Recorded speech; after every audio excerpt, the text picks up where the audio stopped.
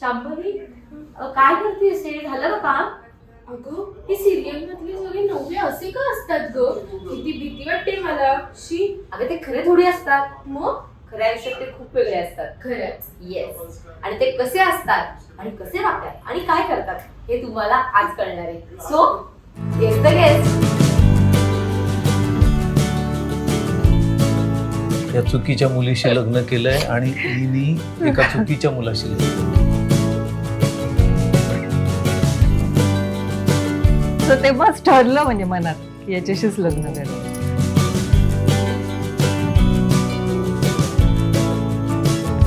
मी या मुलीच्या प्रेमात पडलो. Love at first sight.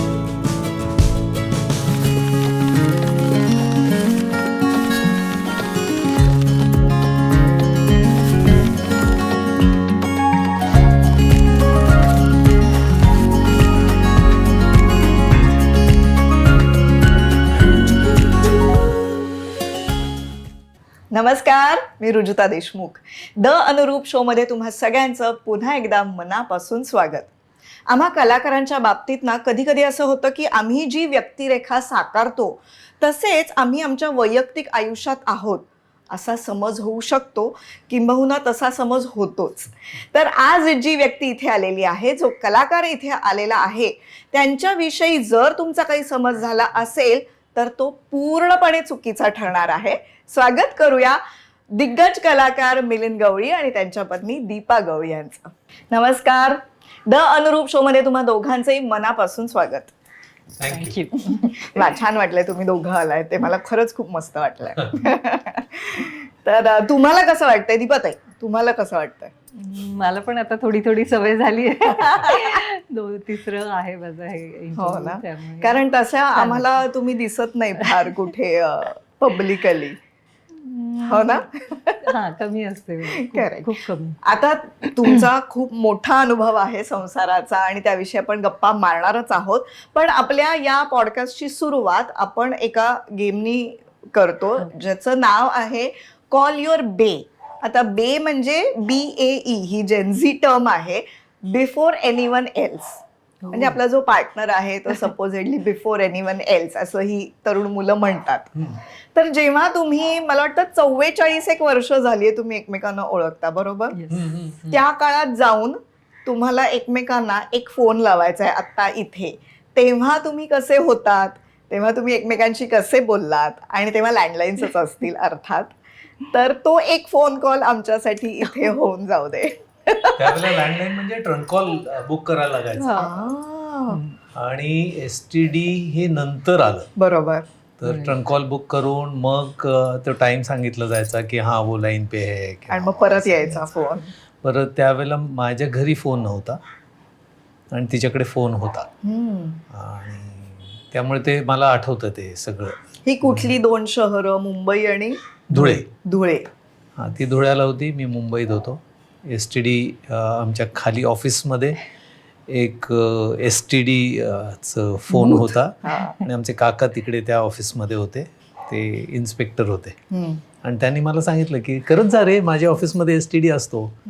आणि त्या काळामध्ये त्यांचं बिल 10,000 रुपये आलं होतं महिन्याला आणि त्यांच्याकडनं STD कापून घेतलं होतं. कारण ते दुपारी गेल्यानंतर मी आपला फोन लावायचो आणि गप्पा मारायचो तिच्याशी.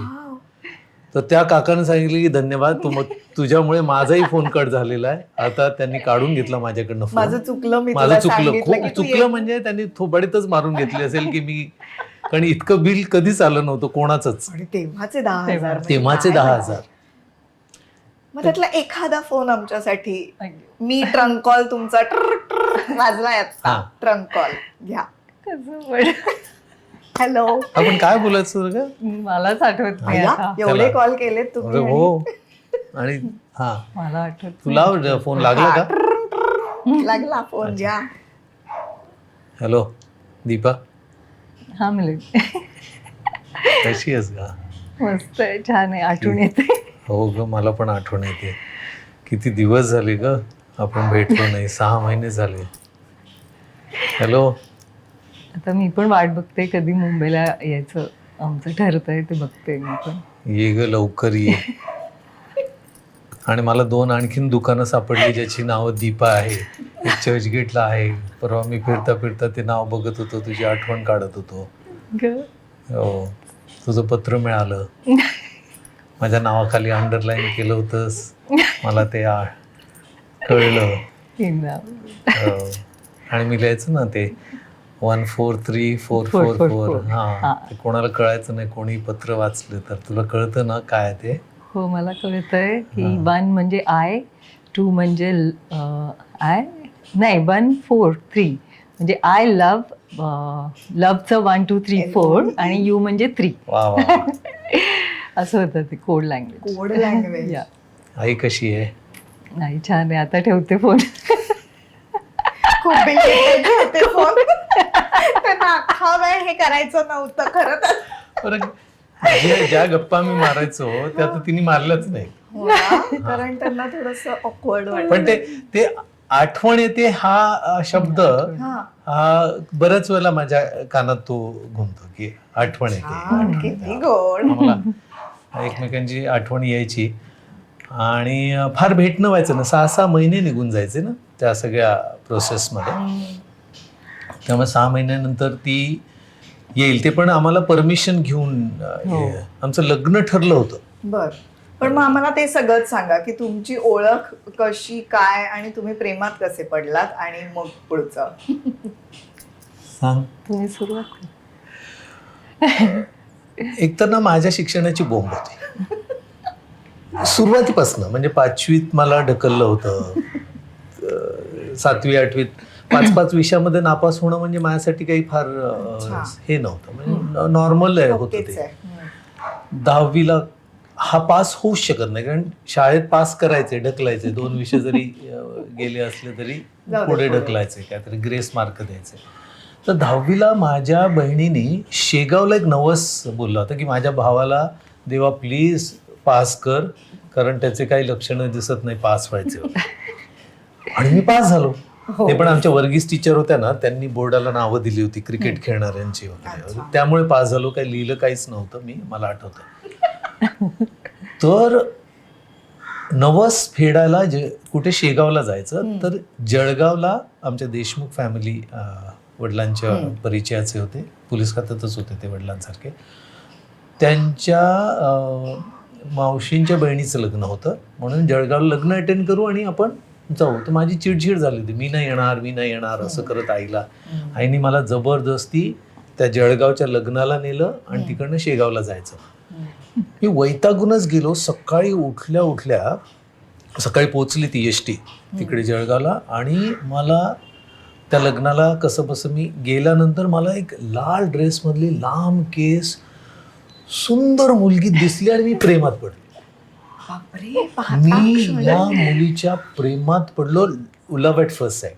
बरं, मला कसं झालं माहिती आहे ना, आता शाळेत पण खूप मुली होत्या सगळीकडे. बरं, माझ्याकडे ना आमच्या फॅमिलीमध्ये किंवा आजूबाजूला मुलींच्या घोळक्यात असायचो मी, खेळायचो पण मुली. लाडका मुलींचा अजूनही.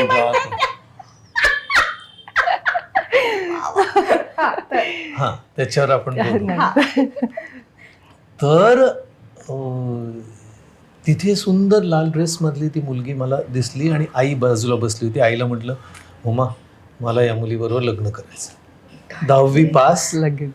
आणि 11वीत अजून ॲडमिशन घेतलं नव्हतं, काय नव्हतं, आणि या मुलीशी लग्न करायचं.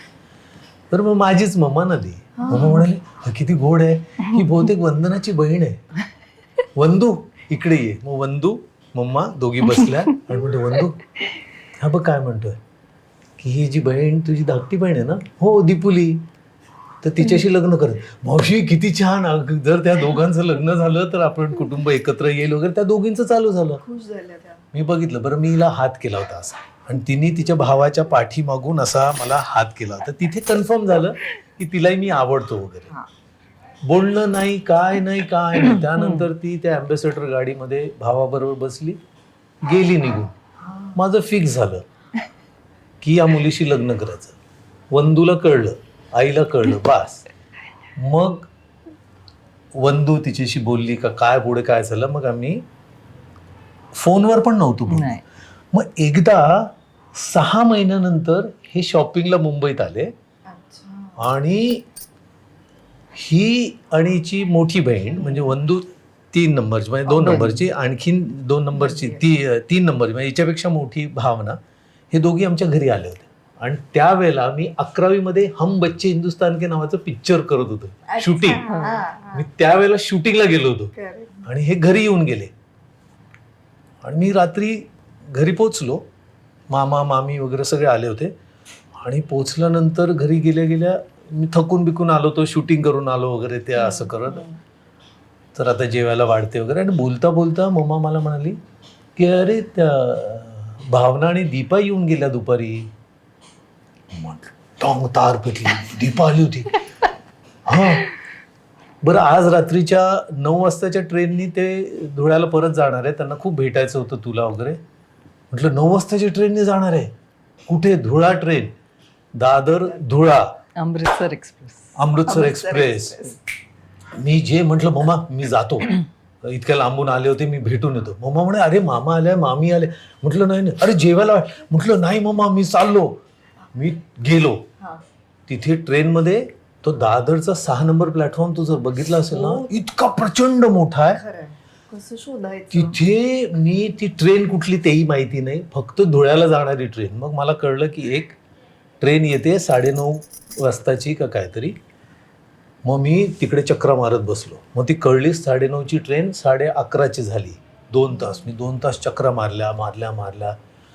आणि मग 11:30 वाजता मावशी, भावना आणि दीपा अशा त्या टॅक्सीमधनं चालत येतो. आणि मी असं बघितलं, आल्या हिचा चेहरा बघितलं, डोळ्यात बघितलं.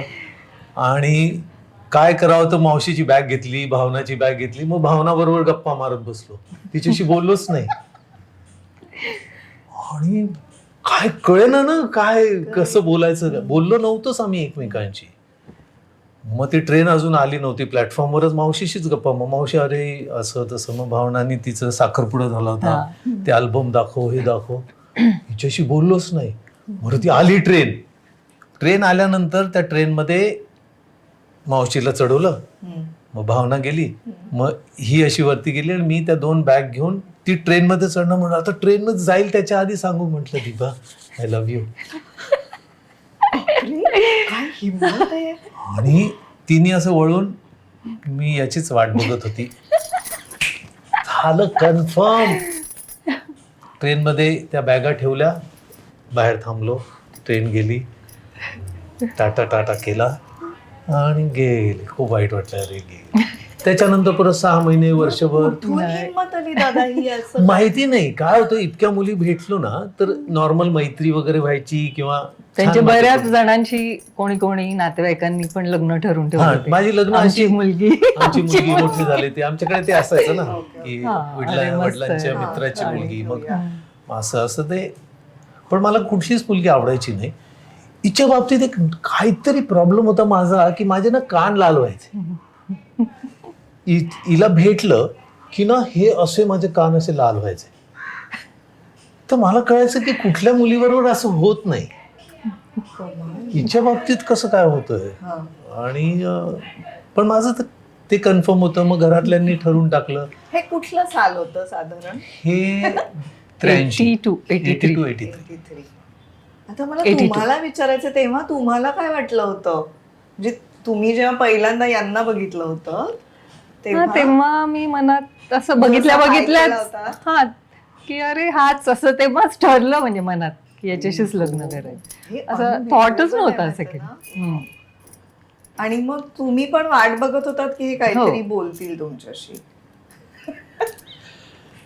आणि मला असं बोललं नाही तरी मला चालतं, मला नुसतं कळतं असं. हो, तिचं एक वेगळं आणखीन हिची गंमत असे, हिला आय लव्ह यू म्हटलं ना तर नॉर्मल जगामध्ये आय लव्ह यू टू. हिला आय लव्ह यू बोललं ना की हा. तर मला कळायचं नाही. म्हटलं अरे आय लव्ह यू म्हटलं की आय लव्ह यू टू येतं. हा युनिव्हर्सल लॉ आहे. आणि नाही तर मग तुम्हाला कसं कळणार ना. तर मला अनेक वर्षानंतर तिने मला सांगितलं की प्रेम व्यक्त करायची गरज नाहीये. प्रेम असेल तर ते दिसतं. ऍक्शन्सवरनं ते प्रेम दिसतं. प्रेम आपण नुसतं आय लव्ह यू म्हणण्यात काही अर्थ नसतो. पूर्ण ते द्यायला पाहिजे. पण मग अनेक वर्षानंतर ती म्हणायला लागली कधीतरी म्हणते असं. हां. हा, आणि मग त्यानंतर लग्नापर्यंतचा प्रवास परत तुमचा मोठा अरे तो खडतरच आहे. तो तर म्हणजे तो रोलर कोस्टर राईडच आहे. मग मध्ये मध्ये थोडंसं सगळ्यांचं की कोण आहेत, काय करणार आहे असं होतं ते. बरं माझं काय झालं होतं की 10वी पर्यंत पुस्तकच उघडलं नाही, वाचन माहिती नाही, वाचता येईना. मग जेव्हा असं लग्न ठरलं, आता आपल्याला अभ्यास करायचा आहे किंवा तर मी प्रयत्न करायला गेलो आणि मराठीत नापास झालो 12वीला. म्हणजे यांनी सगळ्यांनी सगळं ठरलं आधी की आपण याच्याशी लग्न करू वगैरे. आई वडील चांगले, माझी आई खूप प्रेमळ, वडील अगदी सज्जन, आणि त्यामुळे मुलगी एका चांगल्या घरात जाईल. पण मुलाचं काही खरं नाही, हा तो प्रश्न सगळ्यांनाच होता. म्हणजे फक्त मला असं वाटतं सासूबाई सोडली तर बाकी सगळ्यांना हा प्रश्न होता की अरे मुलगा आयुष्यात काहीच करणार नाहीये. हे त्यांनी पक्क केलं होतं की हा याचं काही होऊ शकत नाही. अशी असतात ना मुलं की ज्यांच्याकडे बघितल्यानंतर वाटतं की हे बाद झालेलं आहे. हे एका लाड पूर्ण. पूर्ण लाडवलेलं, सगळे लाड सगळेच करायचे. म्हणजे आई, बहीण, म्हणजे नुसतं मावश्या, माणिक, मोती, मिलिंद असे मिलू, त्यांचे नाव होते. हा. म्हणजे मम्मी अशा पण आहे. नवसाचा होतो, साईबाबाकडनं मागून घेतलेला. त्यामुळे जबाबदारी काही माहिती नाही. तर नंतर हळूहळू 12वीला नापास झालो. त्याचं मला फार दुःख नव्हतं की ठीक आहे ना, नाहीच अभ्यास केला तर नाही नापास झालो, अभ्यास केला तर पास झालो असतो. वेळच नव्हता, क्रिकेट खेळायचो, पतंग उडवायचो, गोट्या खेळायचो. अभ्यासाला वेळ दिला तर अभ्यास होईल. पण या सगळ्या हिच्या नातेवाईकांनी मला जाणीव करून दिली की अरे तुला जर हिच्याशी लग्न करायचं असेल तर आयुष्यात तुला काहीतरी करायला लागणार आहे. आणि तसा स्वाभिमानी होतो. मग हिच्या घरचे जे नातेवाईक मुंबईला यायचे ना, तर ते मला म्हणायचे की बरं तुला शिक्षणात आवड नाही आहे का, मग आम्ही तुला काही मदत करू का धंदा काढायला वगैरे. तर माझा स्वाभिमान दुखवला जायचा. तर एकाने मला विचारलं की काय करणार आहे पुढे भविष्यामध्ये. म्हटलं दादर रेल्वे स्टेशनवर हमाली करणार आहे. अमिताभ बच्चनचा कुली पिक्चर आला होता ना, तर हमाली करणार. तर त्यात तुम्ही मला काय मदत करणार, तुम्ही तर काय माझ्याबरोबर सामान उचलायला येणार नाही. तर त्यांची चिडचिड व्हायची की अरे इतका ॲरोगंट आणि इतका माजोडा मुलगा आहे आणि यातला आपली इतकी छान नारायणराव सिसोदे पाटलांची मुलगी द्यायची. तर मग ते घरी जाऊन त्यांना सांगायचे आई की जरा विचार करा, म्हणजे याला देणार आहे का, बरं यांचं मुंबईत घर नाही, हिच्या सगळ्या बहिणींची म्हणजे छान छान सगळं सेटल्ड होतं, अगदी जमीन जुमला वगैरे सगळे हॉटेल्स बिटेल्स असे चांगले प्रशस्त घरात. इथे कसं काय मुलगी देणार नारायण. बरं वडील लवकर गेले होते तिचे, त्यामुळे बऱ्याचशा लोकांनी तिची जबाबदारी घेतली होती की आप्ता नारायणराव नसल्यामुळे आता शेवटची शेंडेफळ ना त्यांच्या फॅमिलीतली. आणि मी आपला वेगळ्या विश्वात होतो की नारायणराव सिसोदे पाटील आणि नलिनी पाटलांना 3 मुली झाल्या, मग एक मुलगा झाला मुन्ना, जो माझे सालेसाहेब माझे ते सुशील. त्याच्यानंतर ही झाली. म्हटलं म्हणजे मुलगा झाल्यानंतर नॉर्मली की मुलीनंतर मुलगा पाहिजे त्या काळामध्ये असं चालायचं ना. तर मुलगी झाली, ही काय तुमच्यासाठी झाली नाही, माझ्यासाठी झालेली. हिचा जन्मच माझ्यासाठी झालाय. तर त्यामुळे बरं प्रॉब्लेम काय आहे तुम्हाला, मी काही करत नाही आयुष्यामध्ये, हा तुमचं काय घेणं देणं आहे. खायचे प्यायचे तर वांदे होणार नाहीत ना. बरं आई वडिलांनी मला सांगितलं होतं तू काय काळजी करू नको बाळा, तू लग्न केलं तर तुला जसं सांभाळतो तसं आम्ही तिलाही सांभाळू. माझं सॉर्ट आउट झालं होतं सगळं, प्रॉब्लेमच नव्हता भविष्य. मग एकदा ही जेव्हा मुंबईला कधी कधी यायची ना, तर बिचारी अशी म्हणायची की थोडं अभ्यासात लक्ष दे, कारण घरी सगळे बोलतात की 12वीत नापास झालेला मुलगा आहे वगैरे. मग म्हटलं अरे हिने सांगितलंय तर अभ्यास करा. मग मी FY ला अभ्यास करायला लागलो. तर SY ला मला 2nd क्लास मिळाला. आयुष्यात सगळ्या विषयात पहिल्यांदा पास झाला. आणि कॉलेज पण चेंज केलं कारण मावशी. हा कॉलेज माझं कसं होतं की ही मावशीकडे यायची हाजी अली. तर त्याच्या समोर एक कॉलेज होतं लाला लजपत. म्हटलं मग त्या कॉलेजला ऍडमिशन घेऊ. त्या बिल्डिंगच्या समोर अगदी बिल्डिंगच्या समोर. मग ओळखीनी वगैरे सगळं पप्पांना सांगून लाला लाजपत रायला ऍडमिशन, ते देशपांडे सर बिचारे, त्यांनी त्यांच्या 2 सीट असतात त्यातली 1 सीट दिली मला. कारण कसं होतं, 12वीत नापास झाल्यानंतर 2 मार्कशीट होतं ना, एक मार्चची आधीची आणि नंतरची ऑक्टोबरची. तर त्या 2 मार्कशीट घेऊन त्या कॉलेजला ऍडमिशन मिळणं शक्य नव्हतं. त्या बिचारे देशपांडे सरांनी शब्द टाकला आणि त्यांनी ना, मला आठवतं, प्रिन्सिपल रायरीकरांना सांगितलं की माझ्या जबाबदारीवर हा मुलगा खूप सज्जन आहे, हुशार आहे, क्रिकेट खेळतो, बऱ्याचशा एक्स्ट्रा करिक्युलर ॲक्टिव्हिटीजमध्ये पार्टिसिपेट करतो, त्यांनी एका सिनेमामध्ये पण काम केलेलं आहे वगैरे असं तसं. तर माझ्या शब्दावर ॲडमिशन दिलं. व ते एक मला चांगलं आठवतं की माझ्यासाठी या माणसाने शब्द दिला, आपण अभ्यास करायला पाहिजे. आणि हिचं असं होतं की थोडंसं शिक्षण हवंच ना, काय म्हणजे न शिकता कसं काय, म्हणजे आपल्याला लग्न करायचंच आहे पण यांनी लावून दिलं तर बरं आहे, पळून जाऊन लग्न करायचं नाही हे तिने ठरवलं होतं. म्हणजे आम्ही ते दिलवाले दुल्हनिया नंतर आला वाटतं तो पिक्चर, की नाही तुम्ही सगळ्यांनी परमिशन द्या. बरं, या सगळ्यांच्या परमिशन घ्यायच्या म्हणजे अभ्यास करा, काहीतरी करा. SYला 2nd क्लास मिळाला आणि मला आठवतं ती मावशीकडे आली होती.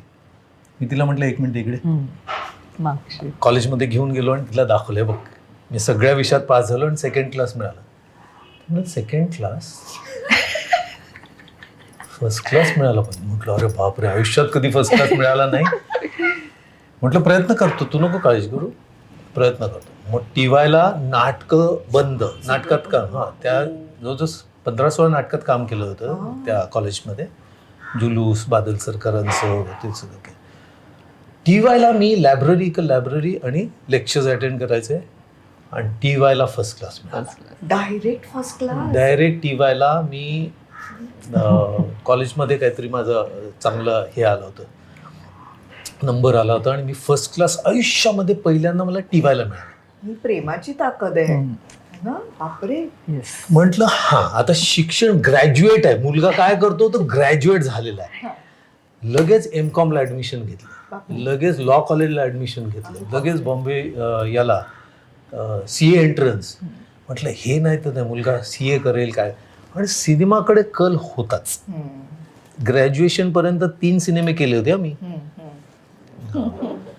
पण सिनेमामध्ये करिअर नाही होऊ शकत ना. आणि मग तर अजूनच नातेवाईक घाबरतील सिनेमा वगैरे म्हणजे. सिनेमा ते तर टेन्शन मध्येच होते की या पोरीचं काय खरं नाही. बरं, हिचं एक बेस्ट होतं, शांतपणे लग्न त्याच्याशीच करायचं. एक चांगलं, आता शांत आहेत तशाच कायम शांत आहेत. ती शांत दाखवते, ती शांत कधीच नव्हती. हे मला माहित नव्हतं. मला वाटायचं की शांतपणे असं शांतपणे म्हणजे ते शांतता नंतर मला ती दिसली, ती कशी भयानक शांतता असते ना, वादळाच्या पूर्वीची शांतता असते ना, तसं. तर काय म्हणत होतो तुम्ही? कॉलेज म्हणजे तुम्ही मग नंतर CA BA सगळं एंट्रन्स करून आणि अभिनयाकडे. मग आता कसं, आता लग्नाचं पण वय झालं होतं. हिच्या आईने खूप, त्यांना जेव्हा चर्चा व्हायची ना तेव्हा त्यांना टेन्शन यायचं की लोक बोलतायत. पण हिला स्थळ पण येत होती, एक पायलट आहे, असं आहे तसं आहे. तर ते स्थळ आलेली तिचे आउटराईट रिजेक्ट असायचं की नाही, लग्न तर त्याच्याशीच करायचं. पण मग ते कसं हँडल केलं तुम्ही दीपते? नाही, असंच शांतपणे. आणि ऐकलं घरच्यांनी? हो, आईचं होतं प्रॉपर, आमचं थोडं नातेवाईकच थोडंच होतं. बाकी आई ठरलं होतं की इकडेच द्यायची, इथेच द्यायची. कारण ना माझी आई आणि माझे वडील इतके सज्जन की या घरात मुलगी गेली ना तर तिला आयुष्यात कधी दुःख होणार नाही किंवा त्रास होणार नाही, हे क्लिअर होतं. मुलगाच फक्त गडबड आहे. मेन प्रॉब्लेम होता त्याला कसा आणता येईल मार्गावर, किंवा मग त्याला धंदा काढून देऊया. मग काही नातेवाईक यायचे, मला धंदा काढून दे. मग मी त्यांना काहीतरी उलट सुलट बोलल्यानंतर ते संताप पाहिजे, याच्या काय नादी लागण्यात काय अर्थ. तर ग्रॅज्युएशन तर झालं, पोस्ट ग्रॅज्युएशन केलं. मग हिचे एक चुलत भाऊ होते, ते आले, म्हणाले की मुलाला नोकरी नाही आहे, तर नोकरी, विदाऊट नोकरी कसं काय, मग तू काय करणार आहे. मग मी म्हटलं ठीक आहे, नोकरीच पाहिजे ना, ओके चला. मग मी लागलो अभ्यासाला. वडील पोलीस खात्यात होते, सब इन्स्पेक्टरची परीक्षा दिली, ती पास झालो. नाही, मला ना खरं सांगू, SY-TY नंतर अभ्यासाची आवडच निर्माण झाली झाली. ओ. खूपच आवड निर्माण झाली. म्हणजे मी 18 तास सलग मी अभ्यास करायला बसायचो, बापरे 18 आवर्स. आणि मला कुठल्या परीक्षा क्रॅक करायच्या त्यावेळेला श्रीकांत जिचकर नावाचे मंत्री होते बघ, त्यांच्याकडे काहीतरी 20-25 डिग्रीज होत्या. तर माझं असं म्हणतं की आपण डिग्रीज खूप घेऊ. म्हणजे मी मार्केटिंग मॅनेजमेंटची डिग्री घेतली, MCOMची घेतली. म्हटलं लॉ पण करता येईल, पण गव्हर्नमेंट लॉला हे नाही आहे काय, पर्स हे लागतं काय, अटेंडन्सला. अच्छा तर ती आवड पण निर्माण झाली. सिनेमात पण काम करायचं असं होतं, पण सिनेमा डायसी होता. सिनेमात खूपच डायसी. म्हणजे इथे यांच्या फॅमिलीतले जे रिजेक्शन करायचे ना, तर इथे जेव्हा मी काम मागायला जायचो तर तेव्हा जे रिजेक्शन मिळायचं ते पण खतरनाक असायचं की अरे तू ऍक्टर बने का, असं असायचं की मला तर काही लोकांनी सांगितलं की तू एक काम कर ना, तू इसमें अपनी जिंदगी बर्बाद मत कर, तू अभी पढ़ा लिखा आहे, ग्रॅज्युएट आहे, पोस्ट ग्रॅज्युएट आहे वगैरे असं. पण आयुष्यात काहीतरी करायचं आणि ही थांबलीच होती की तू काहीतरी कर आयुष्यात म्हणजे आपलं लग्न होईल. अच्छा आणि असं नव्हतं की तू जर आपलं लग्न समजा नाही झालं तर मी दुसरं करीन, असं काही नव्हतं. बापरे म्हणजे आमचं असं होतं की ठीक आहे, तू जर काही करता नाही आलं तर लग्न होणार नाही, आपलं लग्न नाही होणार. आणि बरं माझंही असं होतं की लग्न करायचं तर हिच्याशी करायचं, नाही तर असं ऑप्शन नव्हतं आम्हाला की ही नाही, मनातही नव्हतं. मनातही नव्हतं की याच्या लग्न हे एका Final, व्यक्तीबरोबर आमचं फायनल झालेलं आहे. आता ते करण्यासाठीचे प्रयत्न होते. बरं मी जे डिग्री मिळवायचो तर आईला खूप आनंद व्हायचा, वडिलांना खूप आनंद की माझा मुलगा शिकताय. मग ती तिच्या नातेवाईकांना सांगायचं तुम्ही तो म्हणत होता 10वी होणार नाही, हा 12वी होणार नाही, हा तर पोस्ट ग्रॅज्युएट झाला आणि MCOM पण केलं आणि असं केलं. तर तो आनंद पण मला छान वाटायचा की एक चांगल्या मार्गावर मी लागलोय. आणि माझं एक होतं, माझे वडील खूप सज्जन, खूप प्रामाणिक पोलीस खात्यात होते. तर बरेचसे लोक म्हणायचे की हा पोरगा नाव खराब करेल एका चांगल्या माणसाचं. पण मला असं वाटायचं मी तसं काही करत नाही ना. मी कॉलेजमध्ये 10वी 12वी मध्ये 9वी मध्ये लोक बिअर प्यायचे पोरं, मी कधी दारूला स्पर्श केला नाही. सिगरेट आमच्या शाळेमध्ये प्यायचे, कॉलेजमध्ये प्यायचे, मी कधी त्याला हात लावला नाही. पण मी तसा सज्जन होतो. मग का बदनाम झाला होता? अरे बदनाम म्हणजे मी तो खेळकर असतो ना माणूस. म्हणजे लग्न झाल्यानंतर हिला पतंग उडवायला घेऊन जायचो. आता लग्न झालेला माणूस, जबाबदारीचा माणूस पतंग उडवतोय, ही फिरकी धरते. नाही पण आम्ही करायचो संक्रांतीला. हो ना. संक्रांतीला पतंगी उडवायचो. फायनली घरच्यांना पटलं कधी की हो बाबा रेडिओला हाच नोकरी आहे. लागली. आणि रेडिओला अच्छा. ट्रान्समिशन Finally एक्झिक्युटिव्ह एक म्हणून नोकरी सेंट्रल केली. गव्हर्नमेंटची छान नोकरी. मग सगळ्यांना ते पटलं. पुढे मग त्याला क्वार्टर्स मिळतील, म्हणजे यांचं घर जरी नसेल तरी क्वार्टर्स मिळतील. क्वार्टर्स मिळाले की मग काय तसा प्रॉब्लेम नसतो ना एकदा. आणि पेन्शन मिळेल रिटायर झाल्यानंतर सगळं काय. मग बोलणी झाली लग्नाची वगैरे. मग सगळं म्हटलं तर काय नाही, एक नारळ आणि मुलगी द्या आम्हाला, काही बोलणी करूच नका तुम्ही. लग्न पण लग्नाची- इकडेच झालं मुंबईतच लग्न झालं. पण पण तेव्हा सगळे नातेवाईक शांत झाले शांत, होते. शांत. ते शांत मग होते. त्यांना काळजी कारण वाटत होती ना. आईचं फिक्स होतं ना, त्यामुळे हा. मग जास्त कोणी नंतर हे नाही केलं. आईचं फिक्स होतं. आणि आईचं लग्न सोहळा कसा मोठा केला, छोटा मस्त. केला? छान केलं. माझ्या शाळेमध्येच खूप अच्छा. सुंदर पद्धतीने लग्न सोहळा केला. आणि बरं. ते सगळे इकडे आले आणि आईनी वडिलांनी असं ठरवलं होतं की इथेच करायचं. आणि एक नारळ आहे, मुलगी. आणि मुलगी इतकी, मम्मा तर नेहमी म्हणायची की इतकी सोन्यासारखी मुलगी आहे, इतकी लक्ष्मी मला मिळाली, मला काहीच नको, माझ्या फक्त घरी सून म्हणून येऊ दे, हीच. कमाल. तर लग्न छानच लग्न झालं. लग्नासाठी म्हणजे मी त्यावेळेला नोकरी पण करत होतो, थोडे पैसे जमा केले होते, आमचे हनीमूनचे प्लॅन्स खूप प्लॅन करून ठेवले होते. वा वा. लग्न झालं हा. आणि काही दिवसात आम्हाला कळलं की हे चुकीचं झालंय. या चुकीच्या मुलीशी लग्न केलंय आणि हिनी एका चुकीच्या मुलाशी लग्न केलंय. मला दोन- एवढं नाही वाटलं. मला जास्त वाटलं. दोन भिन्न माणसं भिन्न अर्थात. टोकाची. तुम्ही कारण आधी भेटलोच बोललात नाही. एकमेकांशी वगैरे काहीच नाही अरे ना, काही नाही, नुसतं नुसते जे- स्वप्न मुंबईला रंगवले. मी फॅमिली बरोबर यायची हा, अशी शॉपिंगला. हा, त्यामुळे भाऊ दोघं असायचा भेटले आणि वगैरे. आणि आमच्याकडे खूप स्ट्रिक्ट असं म्हणजे माझ्या हो. साईडला.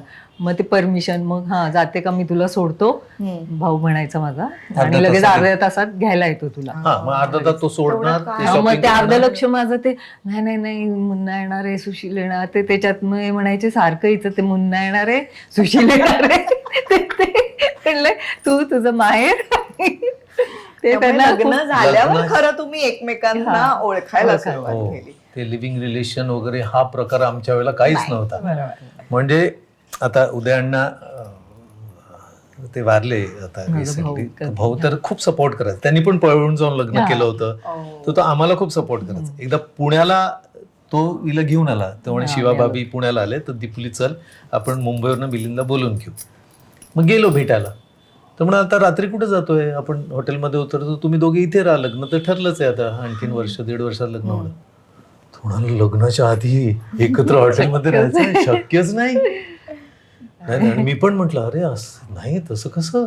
हा, हं. हा. आणि आता आमच्या जनरेशनला बघतो तर ते म्हणाले we live together for some time, म्हटलं यार माझं लग्न म्हणजे ठरलेलं. भेटायसाठी परमिशन फारच घ्यायला ते वेगळ्या हे काळात. असायचं की काय करू, मुंबईला जाते मग जाऊ का नको भेटायला, असं ते सगळं असायचं प्रोसेस ती. त्यामुळे आम्ही कधी बोललो नाही, चर्चा केली नाही. लग्नानंतर तिला एकदा ताज हॉटेलला घेऊन गेलो, त्या वरती फर्स्ट फ्लोअरवर जिथे आपलं हे दिसतं, हम्म. आणि तिथे गेल्यानंतर बोलायला लागल्यानंतर ही एका वेगळ्या विश्वात, ती अजून माहेऱ्यावरनं आलेलीच नाही. त्यांचं असं होतं की तू ते माहेर माहेर, आणि आमची मोठी जॉईंट फॅमिली आणि त्याला तुम्हाला ते खूप असायचं की आमच्या इकडे असं तसं. त्यांना वाटायचं अरे बस आता तुझं, आता तू माझ्याशी बोल. आणि मला ते कळायचं नाही तेव्हा. मी आपलं नॉर्मल असं अरे असं तसं, आणि असं ब्लँक एकदम अशी लुक द्यायचे. ते आता नंतर मला कळायला लागलं. आणि शहरही बदललं होतं ना, म्हणजे शहरही बदललं ऍक्च्युली होतं, हो. तुमच्यासाठी शहर बदललं, तुमचं एवढं एकत्र कुटुंब सोडून तुम्ही इथे आला, तर हा खूप मोठा म्हणजे बदल असेल. आमचं म्हणजे भावंड आम्ही 5, आणि त्यात आमच्याकडे कोण ना कोण शिकायला, संडेला 5-8-10 जण जेवायला, असं सारखं कंटिन्युअस तेच आहे. मग ते सगळ्यांचं हे मामाले ते सगळं. मग आई पण कधी बोलायची ना तर हे हो हो हो आई असं म्हणायची. आई प्लीज, त्यांना ना ते नाते पण माहिती नाही, काकू कोणाला म्हणतात, मावशी हे त्यांना खूप दिवस माहिती नव्हतं. म्हणजे मावशीला मावशी, काकूला पण मावशी. मावशीच. मग म्हणलं आई त्यांना प्लीज सांगू नको, त्यांना काहीच ते कळत नाही, ते आपले तू म्हणते म्हणून ते हो हो करतायत, बरोबर. असं होतं ते सगळं. आणि बरं यांच्याकडे प्रेम कसं व्यक्त करतात तुला माहितीये? बोकड कापून, मटन, मटन, चिकन.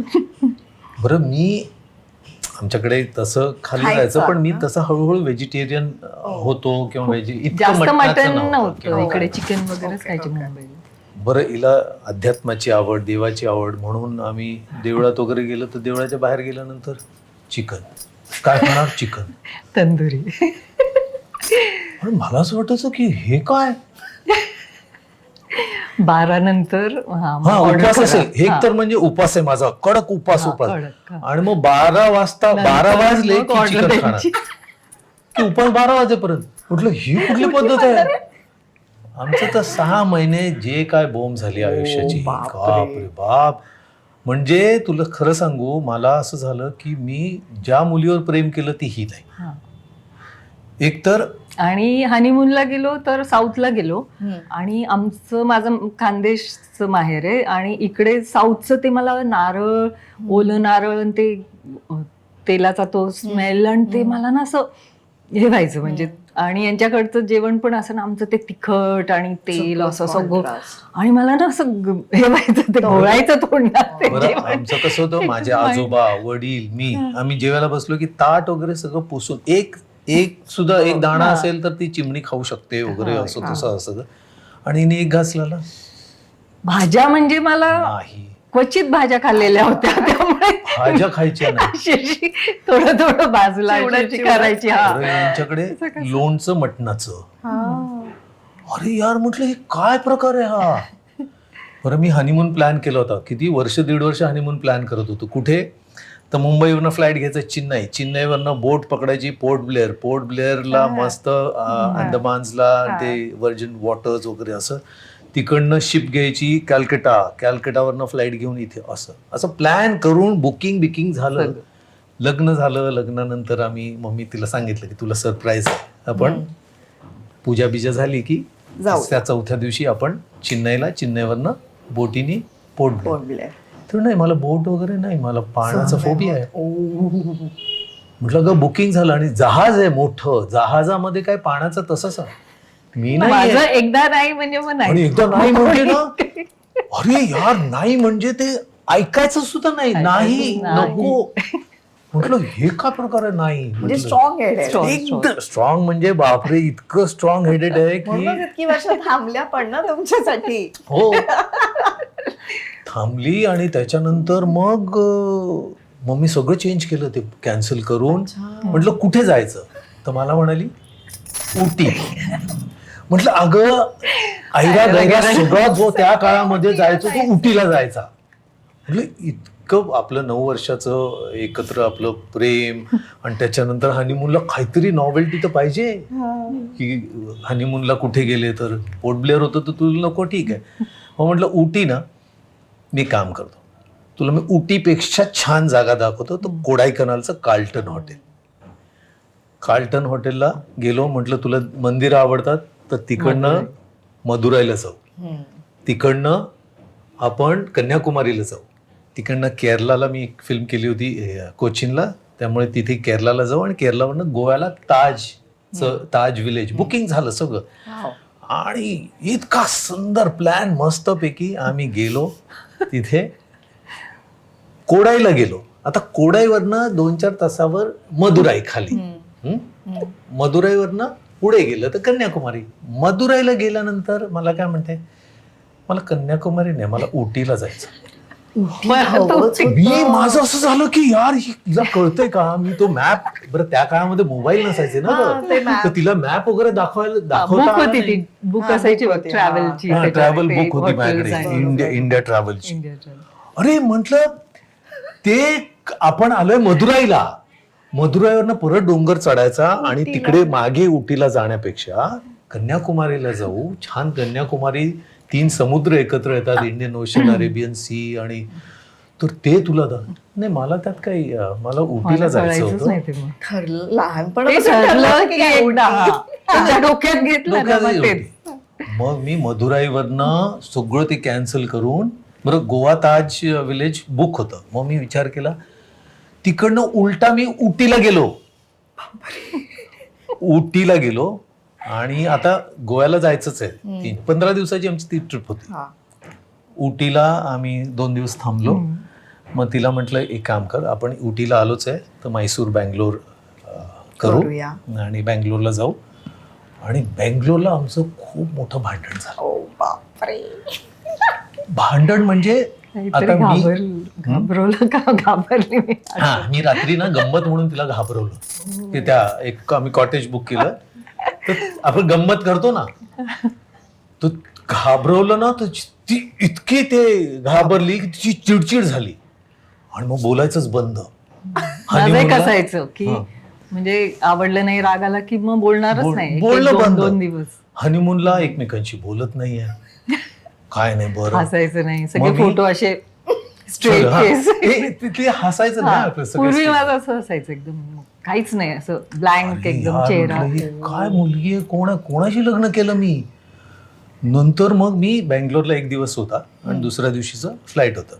तर मी त्या ट्रॅव्हल एजंटकडे गेलो. म्हटलं मला गोव्याचं माझं बुक आहे, तर मला गोवा फ्लाईट चं तिकीट हवं आहे आणि आजचं मिळालं तर चांगलं आहे, म्हणजे आजच्याच आम्ही जाऊ.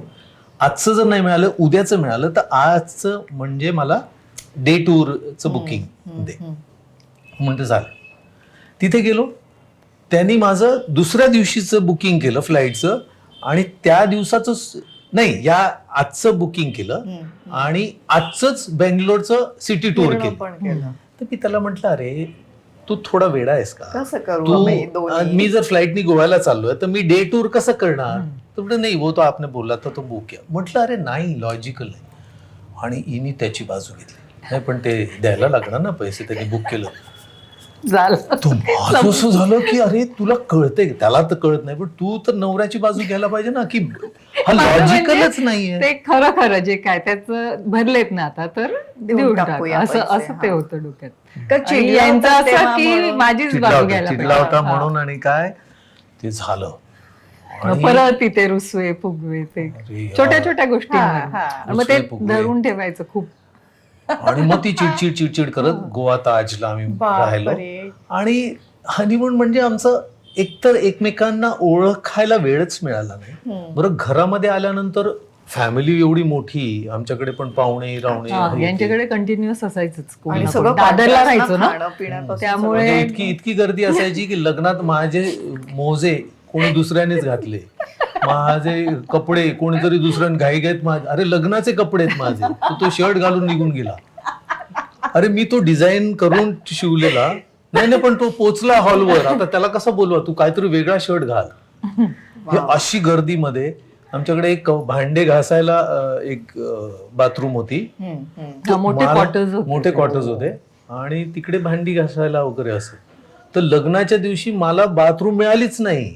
शेवटी तिथे जाऊन आंघोळ कर, इतका गोंधळ. त्या किती गोंधळात माणसं. एकमेकांशी बोलायला चान्सच Chance मिळायचा.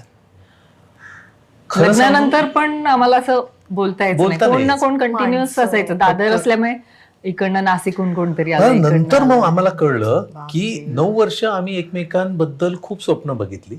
एकमेकांबद्दल आम्हाला एक इमेज तयार केलं आणि त्या इमेजच्या विरुद्ध आम्ही दोघे आहोत. मला आठवतं की एकदा लखनौला त्याच्यानंतर आम्ही लगेचच गेलो. लगेचच गेलो. 3 महिन्यात. हा 3 महिन्यात लखनौला गेलो. आणि तिथे आम्ही दोघे, खजुराहो मंदिर आहे, मंदिराचे समोर एक हॉटेल आहे, तिथे वरती बसला. माझ्यावर एक मित्र आणि त्याची फॅमिली होती. तर आमच्या दोघांचं भांडण, वाद आम्ही चालूच होते, कंटिन्युअस चालू होते. म्हणजे तो अख्खा 3 महिन्याचा पिरियड आमचा वादातच गेला. इतका वाद, कारण अतिशय प्रेम होतं पण ते व्यक्त करता यायचं नाही. हा माणूस समजून घेत नाही, मी हिला समजून घेत नाही, ती मला समजून घेत नाही. मी एक सांगितलं तर तिचं वेगळं असं. तर मला अजूनही तो दिवस चांगला आठवतो की आम्ही बसलो, खूप वाद झाले होते, त्या प्रवासात वाद झाले होते.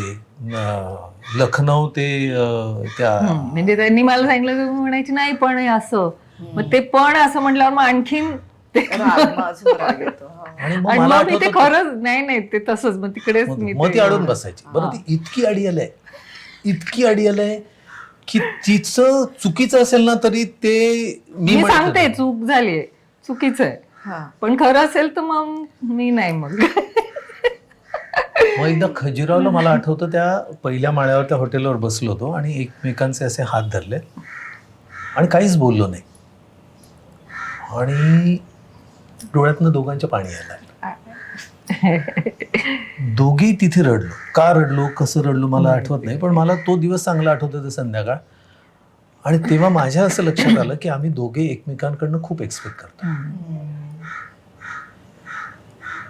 तू ज्या मुलीशी लग्न केलं तर तू ती आहे तसं तिला एक्सेप्ट करत नाहीस, तू बदलायचा प्रयत्न करतो. आता लग्न झालं, आता हे झालं, आता ज्या बहिणीनी सांगितलं होतं की आता ती माझ्याकडे आली, तुझ्याकडे येणार नाही, तर मग मग मी तिच्याकडे ठरवलं होतं, मग मी पाठवायचंच नाही तुझ्याकडे मला. पाठवणारच नाही, लग्न होऊ दे एकदा होऊ दे मग बघतो. मग मी बघतो वगैरे. माझी कझन जिच्याकडे तर मी तिला काय वाटतं, तिचे काय विचार आहेत याचा विचार न करता मला ही माझी आणि माझं प्रेम आणि माझं सगळं असेल. तर I think that was a turning point in our life. की त्याच्यानंतर आज तागायत म्हणजे ते 3 महिने जर सोडले आयुष्यातले, ते क्रुशल 3 महिने आमच्या आयुष्यातले होते, ते सोडले तर आजपर्यंत आमचे कधी असे भांडणं, वाद किंवा, आणि आमच्याकडे एक नवीन रूल आम्ही तयार केला होता दोघांनी की जर काहीतरी एकमेकांचा वाद असेल किंवा भांडण असेल तर आपल्या रूममध्ये जायचं, दार लावून घ्यायचं. बाहेर कोणाला कळता कामा नये, ना माझ्या आईवडिलांना कळता कामा, ना तुझ्या घरी काही कळतं का, की आपल्यात काय चाललं ते आपण दोघांनी सॉर्ट आउट करायचं. हा एक खूप सुंदर नियम आम्ही दोघांनी केला होता. त्यामुळे आमचे वाद भांडणं कधी चव्हाट्यावर आले नाहीत किंवा बाहेर घरातल्यांना कधी कळले नाहीत की हे यांचे वाद आहे. त्याच्यानंतर आम्ही बाहेर आलो. सॉर्ट जरी झालं नसेल तरी बाहेर आल्यानंतर आम्ही असं नाही की तू नको वाढवू का तू नको किंवा असं काहीच नाही. नॉर्मल. हिचं पण आजही काही झालं, कितीही वाद झाले भांडण झाले तर जेवून जायचं, डबा घेऊन जायचा, जेवणावर राग काढत बसायचं नाही किंवा हा प्रकार नाही. हे नाटक नाही पाहिजे की जेवण मी खाणारच नाही. नाही जेवायचं व्यवस्थित, मी वाढणार वगैरे, नंतर मग परत आपला स्टँड तो आहे तसा. तो इतकी वर्ष असा छानसा आहे. चालू. पण म्हणजे त्या 3 महिन्यानंतर ती जी भेट तुम्ही म्हणताय, ज्या वेळेला तुम्हाला दोघांनाही रडू आलं, तेव्हा तुम्ही काही गोष्टी अशा ठरवल्या का की या गोष्टी आपण टाळूया, किंवा जे तुम्ही म्हणालात की एक्सपेक्टेशन अशा ठरवल्या नाही, पण आता मागे वळून जेव्हा आम्ही बघतो त्या नकळत असं बसून ठरवलं नाही. म्हणून मला आत्ताची पिढी खूप छान वाटते की ते बोलतात. जे आम्ही अनेक वर्ष म्हणजे जे आम्हाला आम्हाला माहिती नव्हतं की तुम्ही बसून बोला. म्हणजे मला ना पुस्तकी माहिती होतं, म्हणजे मी ते ऍक्शन वर्कशॉप आणि हे सगळे वर्कशॉप्स केले होते की sit across the table and sort it out. हे पुस्तकी माहिती होतं.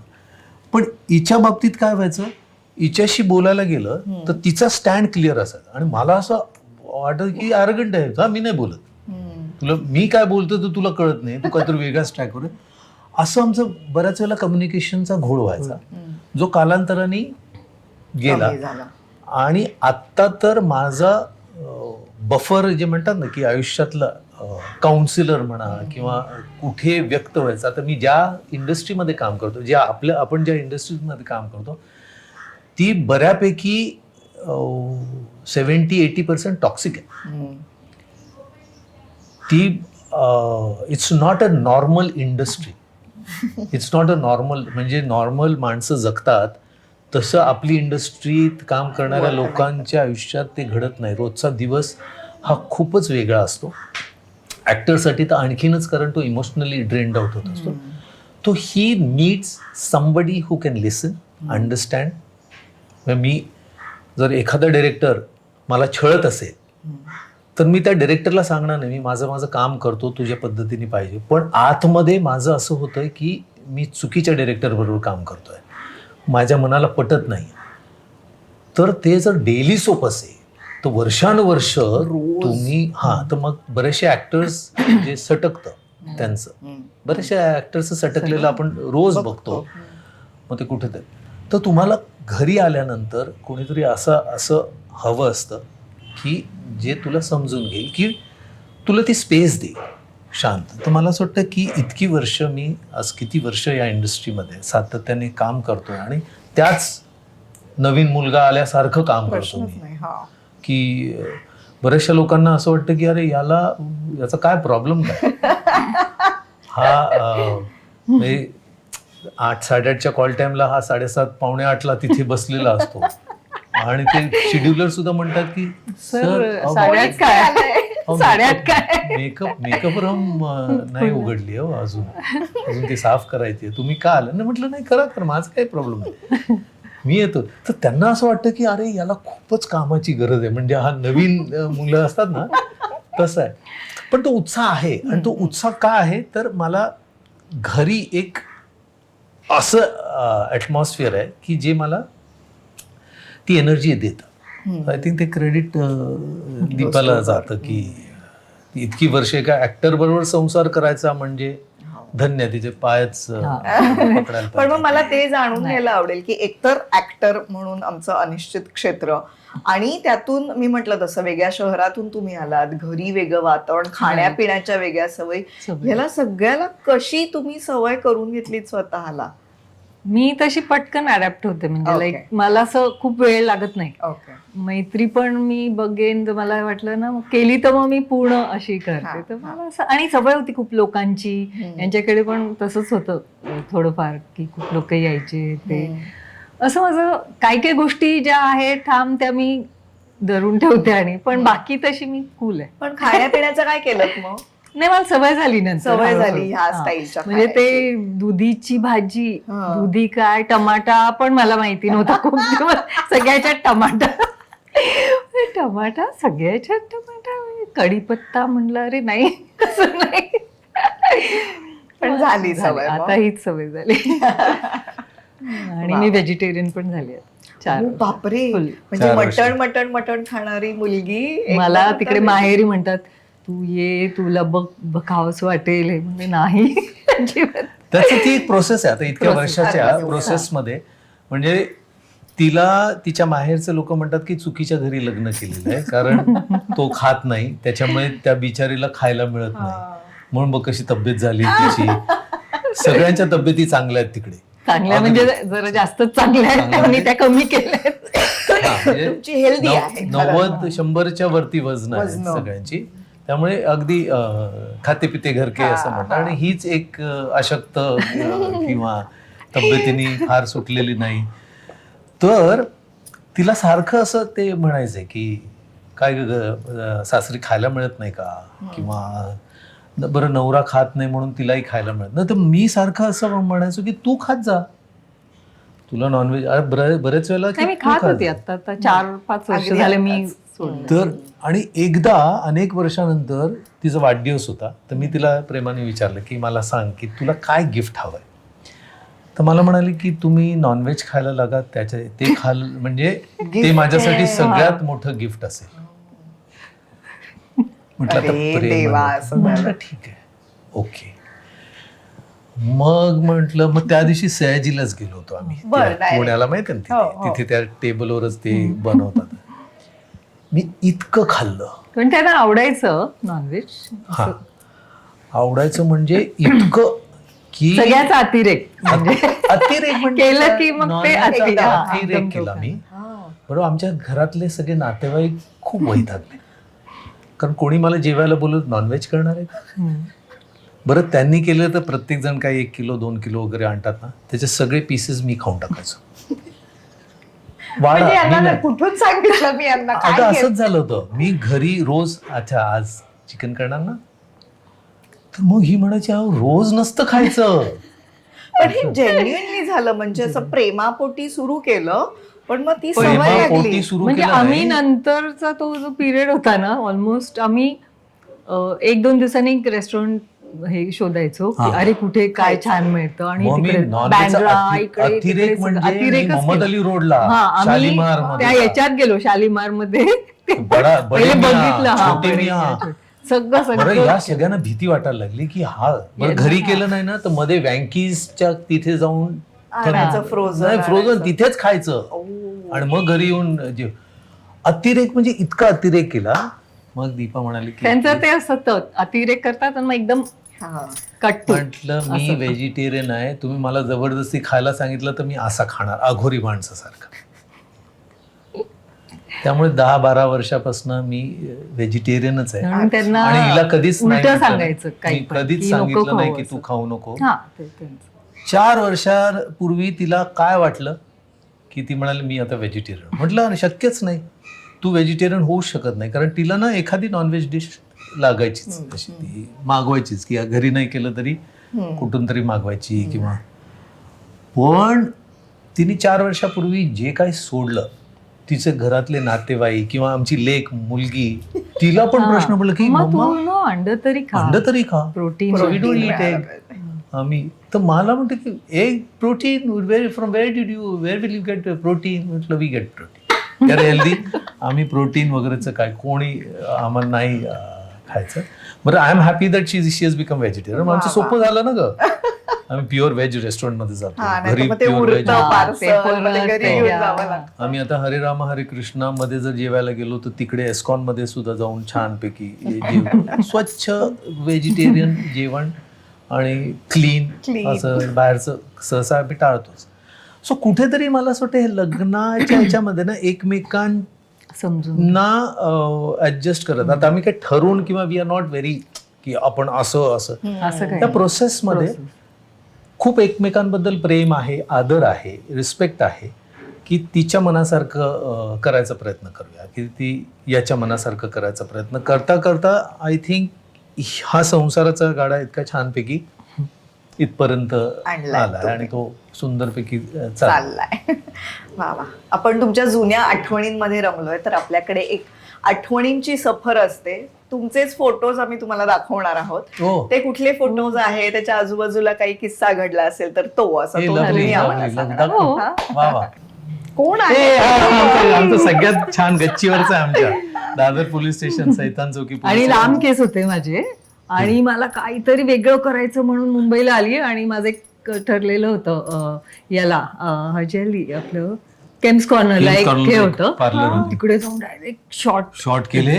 पण हे लग्नानंतर आधी- नाही, नाही, आधी. हे- अगं हे आम्ही किती FY अगदी. SY ला होतो. मी ती 12वीत असेल, 11वी, 11वी-12वीत होती हो. आणि भेटलो गच्चीवर तेव्हा मी 10वी ते हा- 11वीत होते. हा बहिणीने काढलेला फोटो. अच्छा. आणि मग काय शॉर्ट हेअरकट करून आलात एकदम?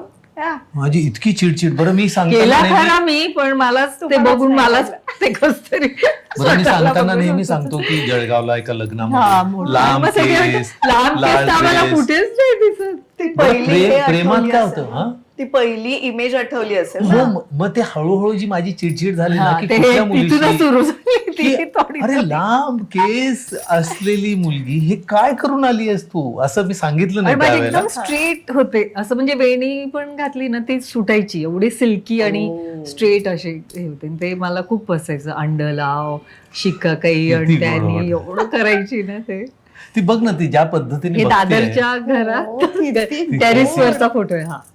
म्हणजे मी मुंबईला जेव्हा यायची ना भेटायला, मग आम्ही टेरेसवर जायचो, तिकडे गप्पा हो. मारत होतो. तिथे गप्पा मारत बसायचो.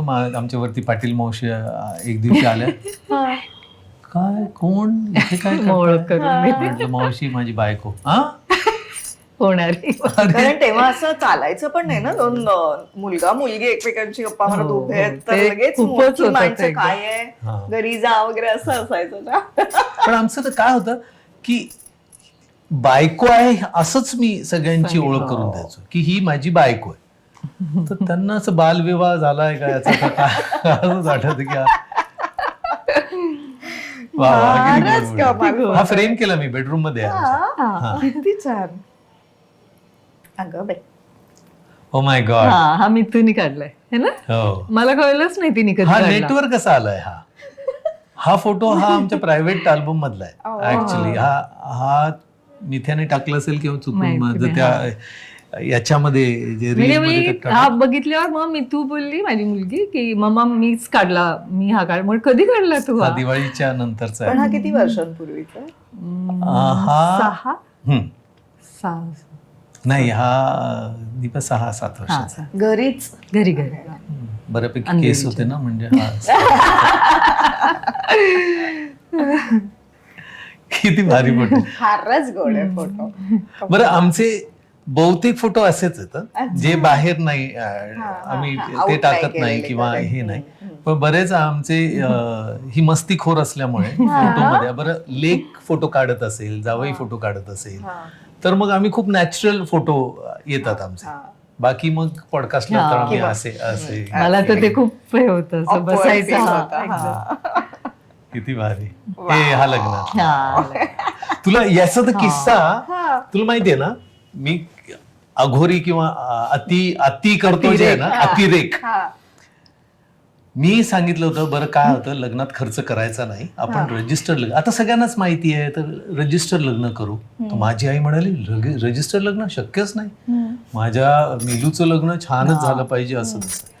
मी म्हटलं एक मिनिट, मी दीपाला म्हटलं दीपा आपण दोघेही सांगू मम्माला आणि की आपण साधं लग्न करू मस्तपैकी. आणि त्या काळामध्ये काय होतं की पैसे लग्नात जे वेस्ट होतात ना ते पैसे जमा करून आपण युरोप टूर करायची Correct. किंवा हा, आपण असं काहीतरी फिरायला जाऊ. का save करायचं, सेव्ह असं करायचे असे तसे. तिचं म्हणाले मला विधी पाहिजे. हा मला ते बिलीव्ह आहे त्या. मी बिलीव्ह लग्न साधं ते काहीतरी चालेल. झाल्यासारखं वाटतं ना म्हणजे माझं असं लग्न. झालं यार मम्माही ऐकत नाही आणि ही पण ऐकत नाही. रजिस्टर लग्न हा त्यावेळेला ट्रेंड होता की जे जरा इंटलेक्च्युअल आहेत ना की ते सगळे रजिस्टर लग्न आणि मी करतात. ते टिपिकल फिल्मी ते मला आवडायचं विधी, तसं विधी. सगळं. हा, सगळे विधी, विधी. मग मी या लग्नाला नाशिकच्या त्र्यंबकेश्वरचे महाराजांना फोन लावला. म्हटलं महाराज लग्नाच्या विधी करतात त्या किती वेळ करतात नॉर्मली, किती आपण बघतो 2-4 तास. ते म्हणाले हे बघा लोक हल्ली करत नाही पण हा, 12 shortcut तास सांगतात लागतात म्हणजे आधीच सांगतात लग्नाच्या की लवकर पूर्ण आटपा, विधी करायच्या थोडक्यात असतील करा तर असं. 12 तास लागतात. म्हटलं मला पूर्ण विधी करायच्या आहेत. तर म्हणाल बघा हा तेवढं बसणार का. म्हटलं अहो, ती तर बसणार तिला विधीच मला काही पाहिजे. नाही, मी बसू मी शकते पण 5 बसणार. तास. सकाळी 5ला तुम्हाला यावं लागेल. म्हटलं आलो. सांगितले या सगळ्या नातेवाईकांना की आमचं सकाळी 5ला लग्न विधी सुरू अतिरेक होणार. म्हणजे अतिरेक केवढा अतिरेक. नाही पण ती गरज आहे. ती आता मला जाणवतंय ती गरज आहे. जर तुम्हाला प्रॉपर लग्न करायचं असेल तर प्रॉपर विधी करा. बरं नका बोलू. मग 5ला आम्ही उठून बरं ही तर एकदम तयार छानपैकी 5ला रेडी. 5 वाजता जे लग्न सुरू झालं लोक वैतागले. काही नाश्ता करायला गेले जेवणाला ब्रेक नाही. मग लग्न चालू हे लोक जेवून बिवून आले वगैरे असं. आमचं लग्न संपलं 4:30-5 वाजता संध्याकाळी. 3:30-4 ला जेवायला गेलो आम्ही. हा म्हणजे जेवायला तरी विधी संपले नव्हते. आणि जेवून परत या. तिकडे घरी पोहोचेपर्यंत रिसेप्शनचे लोक यायला लागले होते म्हणजे आम्ही रिसेप्शनचे लोक आमचं लग्न संपतंय आणि त्याच्या आधी आधीच रिसेप्शनचे तिकडे लोक पोहोचत तयार. होते. पण ते हे दोन दोनला कळलं होतं का की हे काहीतरी अघोरीच म्हणजे हे केलंय हळूहळू असं? कळत गेलं.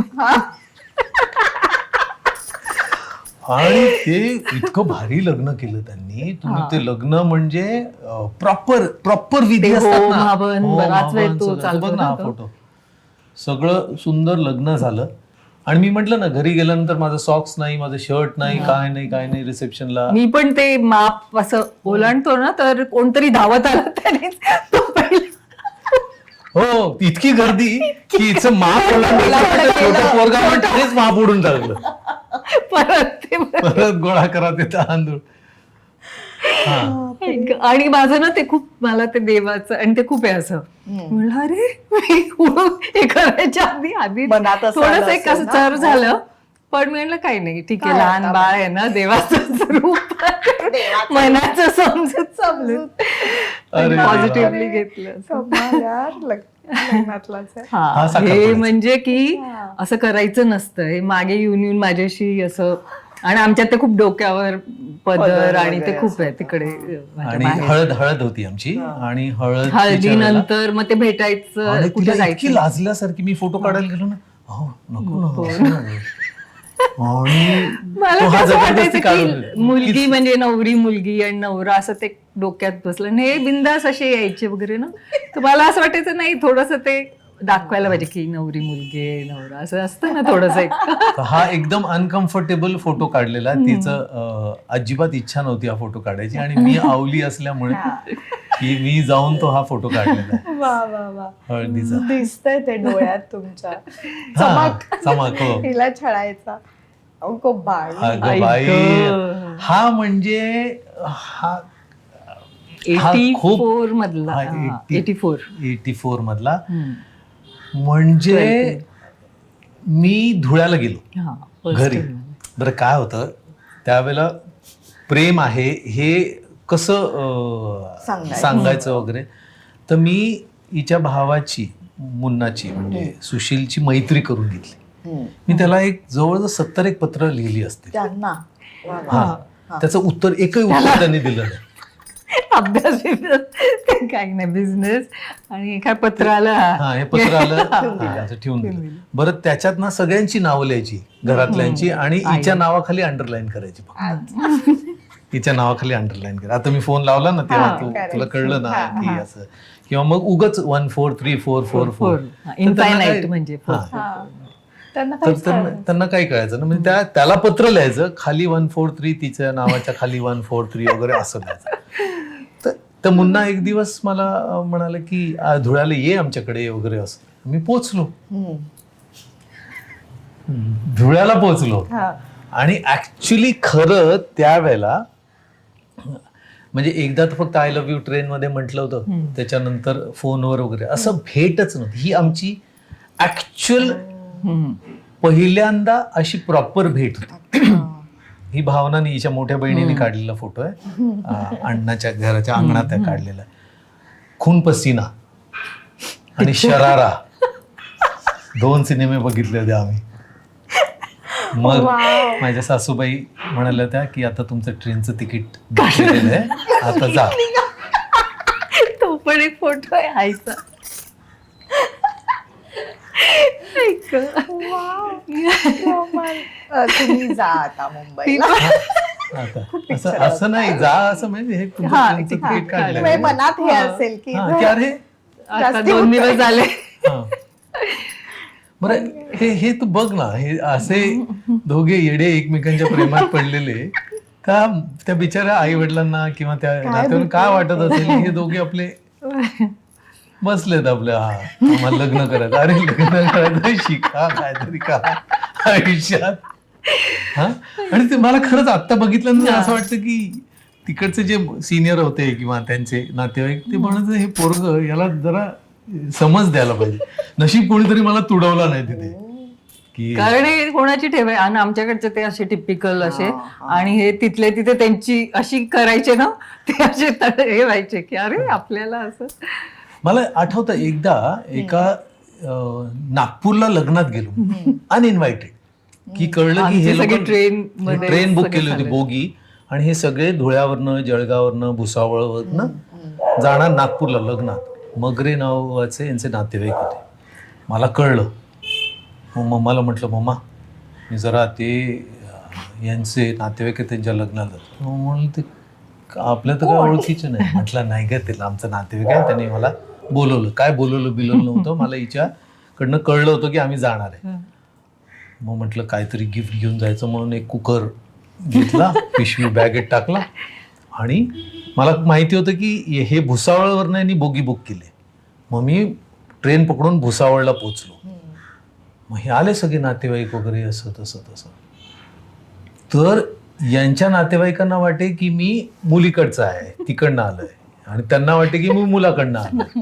यांच्या बोगीत घुसलो आणि मग ही फुल यांची अख्खी फॅमिली आणि मी त्या ट्रेनमध्ये घुसलो. आणि मग काय तो सगळा हिची मोठी बहीण पहिल्यांदाच बघितली. तिला मग एवढं तिला- माहिती नव्हतं. तिला एवढं माहिती नव्हतं. मग तिने मला त्या ट्रेनच्या कोपच्यात तिकडे घेतलं त्या दाराजवळ की तुला का आवडली ही? मुंबईत मुंबईत किती एवढ्या छान छान मुली असतात नोकरी. म्हटलं नाही हो खूपच सुंदर आहे ती. हो असं का हे तर मला तर भीती वाटायची की आलो आहे खरं की यांच्यामध्ये कोणीच ओळखीचं नका. ही एकटी ओळखीची भावनाची थोडी ओळख होती. बाकी मुन्नाशी तर मैत्रीच केली होती. जबरदस्ती त्याच्याशी मैत्री केली होती मी की नाही तू माझा मित्रच आहे. आणि त्यांनी पण मग मला त्या मुलांच्या डब्यात घेतला. तो आठवतो मला प्रसंग की या जळगावचं. आणि मग त्या रात्री ते रिसेप्शन चालू होतं.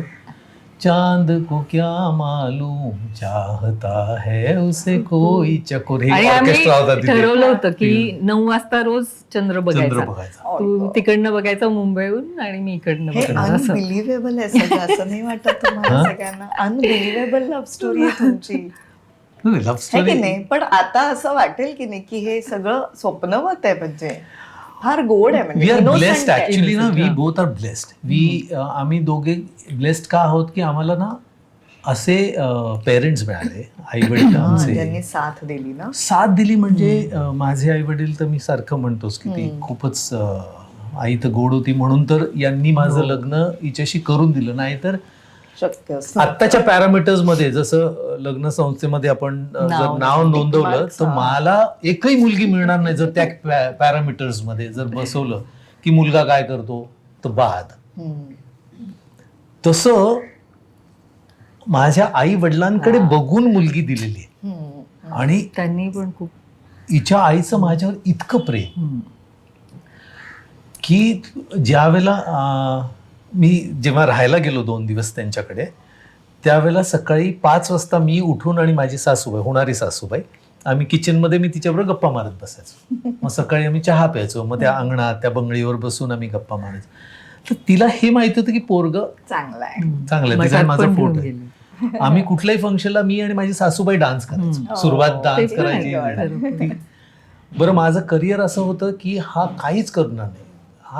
हा कसं काय ऍक्टिंग मला याला कोण घेणार हे तर त्या फोटोवरनं लक्षातच येतं की याला ऍक्टर म्हणून घेणार कोण. याला बरं याच्याने घर कसं चालणार संसार कसं चालणार.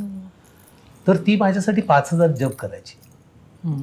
स्वामी समर्थांचे जप ती माझ्या करिअरसाठी. त्यामुळे कधी कधी मला असं वाटतं की मला हे यश मिळालं तर माझ्या आईनी सासूबाईंनी हे माझ्यासाठी जप केलेलं. तर कुठेतरी डिव्हिनिटी किंवा कुठेतरी ब्लेसिंग्स, आणि वी बोथ आर ब्लेस्ड. नाहीतर आमचा या चर्चांमधनं लक्षात येतं की आमचा संसार हा कसा वेल प्लॅन्ड किंवा असा ठरलेला नाही. तो असा छानपैकी प्रवास करत करत इथपर्यंत तो आला, आणि तो आता मागे वळून बघताना तो खूपच छान आहे. किंवा खडतर जरी असला तरी तो खडतर वाटला नाही, तो डायसी होता. अनेक वेळेला मुलगी जन्म झाला, हौशेने आम्हाला मुलगी हवी मुलगी हवी. दोघेही इतके प्रेमात होतो की मुलगी हवी म्हणून जन्म तर घातला, पण पुढे तिचं करिअर, तिचं शिक्षण, तिचं याचा काही विचार केला जे आत्ताची पिढी करते. म्हणजे आता मी आधी सेव्हिंग्स करतात. मग को ऍक्टरला जेव्हा विचारलं, मला तो म्हणाला की म्हटलं अरे आता 27 वय आहे तुझं, आता कर तर लग्न. बरं तुम्ही इतक्या वर्ष एकत्र आता तुमची ओळख आहे, राहत आहे, का नाही खाऊ काय घालू तिला? म्हटलं अरे ते खायचे वांदे आहेत का? नाही मुलांचे आता ऍडमिशन्स आणि त्याचे तुला माहिती आहे. मग एकाने मला सांगितलं अरे 15 लाख रुपये वर्षाची फी आहे त्या शाळेची, ती अशी आहे. आम्ही कधीच हा विचार केला नाही. कदाचित हा विचार केला असता तर आमच्या नशिबात आम्हाला इतकी सुंदर मुलगी झालीच. मला वाटतं पहिले ते करायचे पण नाही पॅरेंट्स हा विचार. आता ते मुलं आजी आजोबांबरोबर राहून ती वाढायची. मला पहिला धक्का केव्हा बसला होता फायनान्शियल क्रंचचा, ज्यावेळेला मिथिलाचा जन्म झाला आणि आम्ही बघायचो ना लोक असे प्रॅम मध्ये घेऊन जायचे आणि असं करायचे.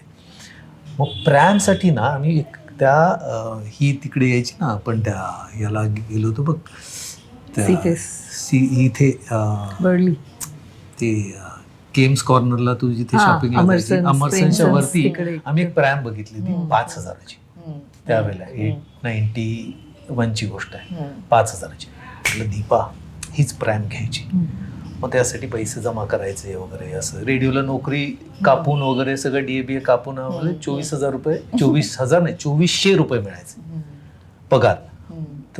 तर प्रॅम घ्यायची म्हणजे 2 महिन्याचा पगार 3 महिन्याचा पगार जमा करायचा आणि मग असं तसं. मग मध्येच कोणाचा जर वाढदिवस आला, कोणाचं काही गिफ्ट द्यायचं तर मग ते खर्च व्हायचे असे. तर ज्या दिवशी मी दीपाला म्हटलं की दीपा हे 5,000 आहेत, प्रॅम घ्यायला जाऊ, तर मला म्हणाले अहो आता ती तर रंगायला लागली, चालायला लागली, आता घेऊन का उपयोग. आणि ती प्रॅम घेतली नाही. त्याचं आजही मी इमोशनल सीन करायला गेलो ना आणि मी फक्त त्या गोष्टीचा विचार केला ना तर माझे डोळे भरून येतात की आणि मग आम्ही दीपाने मी दोघांनी ठरवलं की यार आपण जर ऐपत नसेल तर पोरं पैदा नाही करायची, असं आम्ही त्यावेळेला विचार केला. नाही तर अजून आम्हाला 4-5 तर कमीत कमी मुलं असायलाच हवी होती. ज्या पद्धतीने आम्ही आमची लव्ह स्टोरी सांगतोय तर 5 मुलं तर. पण कुठेतरी या प्रोफेशनमध्ये किंवा या अनसिक्युअर्ड लाईफमुळे, अनसिक्युअर्ड प्रोफेशनमुळे, डिसऑर्गनाइज प्रोफेशनमुळे कदाचित आम्ही तो डिसिजन किंवा तो तिन्ही सुद्धा डिसिजन घेतला. म्हणजे असं नाही की माझ्या एकट्याचा डिसिजन, एकच मुलगी, आपल्या मुलगी हवी होती, मुलगी मिळाली बस. तर कदाचित ते पण असू शकतं. तिच्याच बाबतीत मला खरं विचारायचं आहे आता की तिला तुम्ही म्हणजे तिचा आता संसार चालू आहे, तुम्हाला 36 वर्ष झालीत लग्नाला, पुढच्या पिढीचा विचार थोडासा वेगळा आहे ह्या सगळ्याकडे ज्याविषयी आपण आता बोललो सुद्धा. तर तिच्याकडून काय तुम्हाला अनुभव मिळतात किंवा तुम्हाला काय फरक वाटतो तुमचा त्या काळातला संसार आणि आत्ताचा तुमच्या मुलीचा संसार? जमीन आसमानाचं. त्यांचे विचार वेगळे, आमचे विचार कम्प्लीट वेगळे. आणि कधी कधी असं वाटतं की ही जी पिढी हुशार आहे, ही पिढी खूपच लॉजिकली किंवा खूपच प्लॅन करून किंवा खूप विचार करून हे करतायत. आणि आपण नव्हता केला तो विचार. कदाचित आम्ही विचार केला असता तर कदाचित आणखीन काहीतरी चांगल्या पद्धतीने संसार करता आला असता किंवा आयुष्य जगता आलं असतं किंवा करिअर करता आलं असतं. माझं तर करिअर नशिबाने घडत गेलं. जसं माझा अभ्यास मी जसं म्हटलं तसं करिअर तर मी तर ग्रामीण सिनेमे किती केले, मी कधी प्लॅन केलं नाही. माझ्या घरी जो आला प्रोड्युसर त्याच्याबरोबरच काम करायचं, आपण जाऊन काम मागायचं नाही. नाहीतर खरं मी जर व्यवस्थित करिअरचं प्लॅनिंग करून केलं असतं तर मी असंख्य चांगले चांगले प्रोजेक्ट्स केले असते. पण आय डोंट रिग्रेट की ही माझी स्टाईल होती, माझी पद्धत होती, हा आमच्या तशी दोघांचा संसार होता, आमची पद्धत होती आणि तो खूपच भारी आमचा. म्हणजे आम्ही रिग्रेटच, कुठलीच नाही. गोष्ट आम्ही दोघे रिग्रेट नाही करत आहे की अरे आपण त्यावेळेला हे करायला पाहिजे. तसं ते होत पण गेलं, आम्ही नाही छान कन्व्हिन्स करू शकत आत्ताच्या पिढीला, कारण आत्ताच्या पिढीचं विचार वेगळे आहेत. विचार वेगळे आहेत. मग आम्ही दोघं आत्ताच्या पिढीप्रमाणे विचार करतो. आम्ही आत्ता कंटेम्पररी व्हायचा विचार करतो, आम्ही परत लग्न करायचा विचार करतोय की आता मग आम्ही we are in living relation now, we will think की आता करायचं, म्हणजे तुला करायचं होतं ना अजूनही, म्हणजे आहे असं करायचं. तर आम्ही आता we will take time, we will decide आता आमच्या आणि अरेंजमेंट आमची लेक जावे दोघे करतीलच. वा. त्यामुळे लग्नाचं तसं आम्हाला फार विचार करायला नको आहे. सो आता आता नको आम्ही विचार कंटेम्पररी आहोत. We will live a contemporary life आत्ताच्या विचाराने आम्ही. Super. बरं, आमच्याकडे मॅरेज सर्टिफिकेट नाही नाहीये. आहे.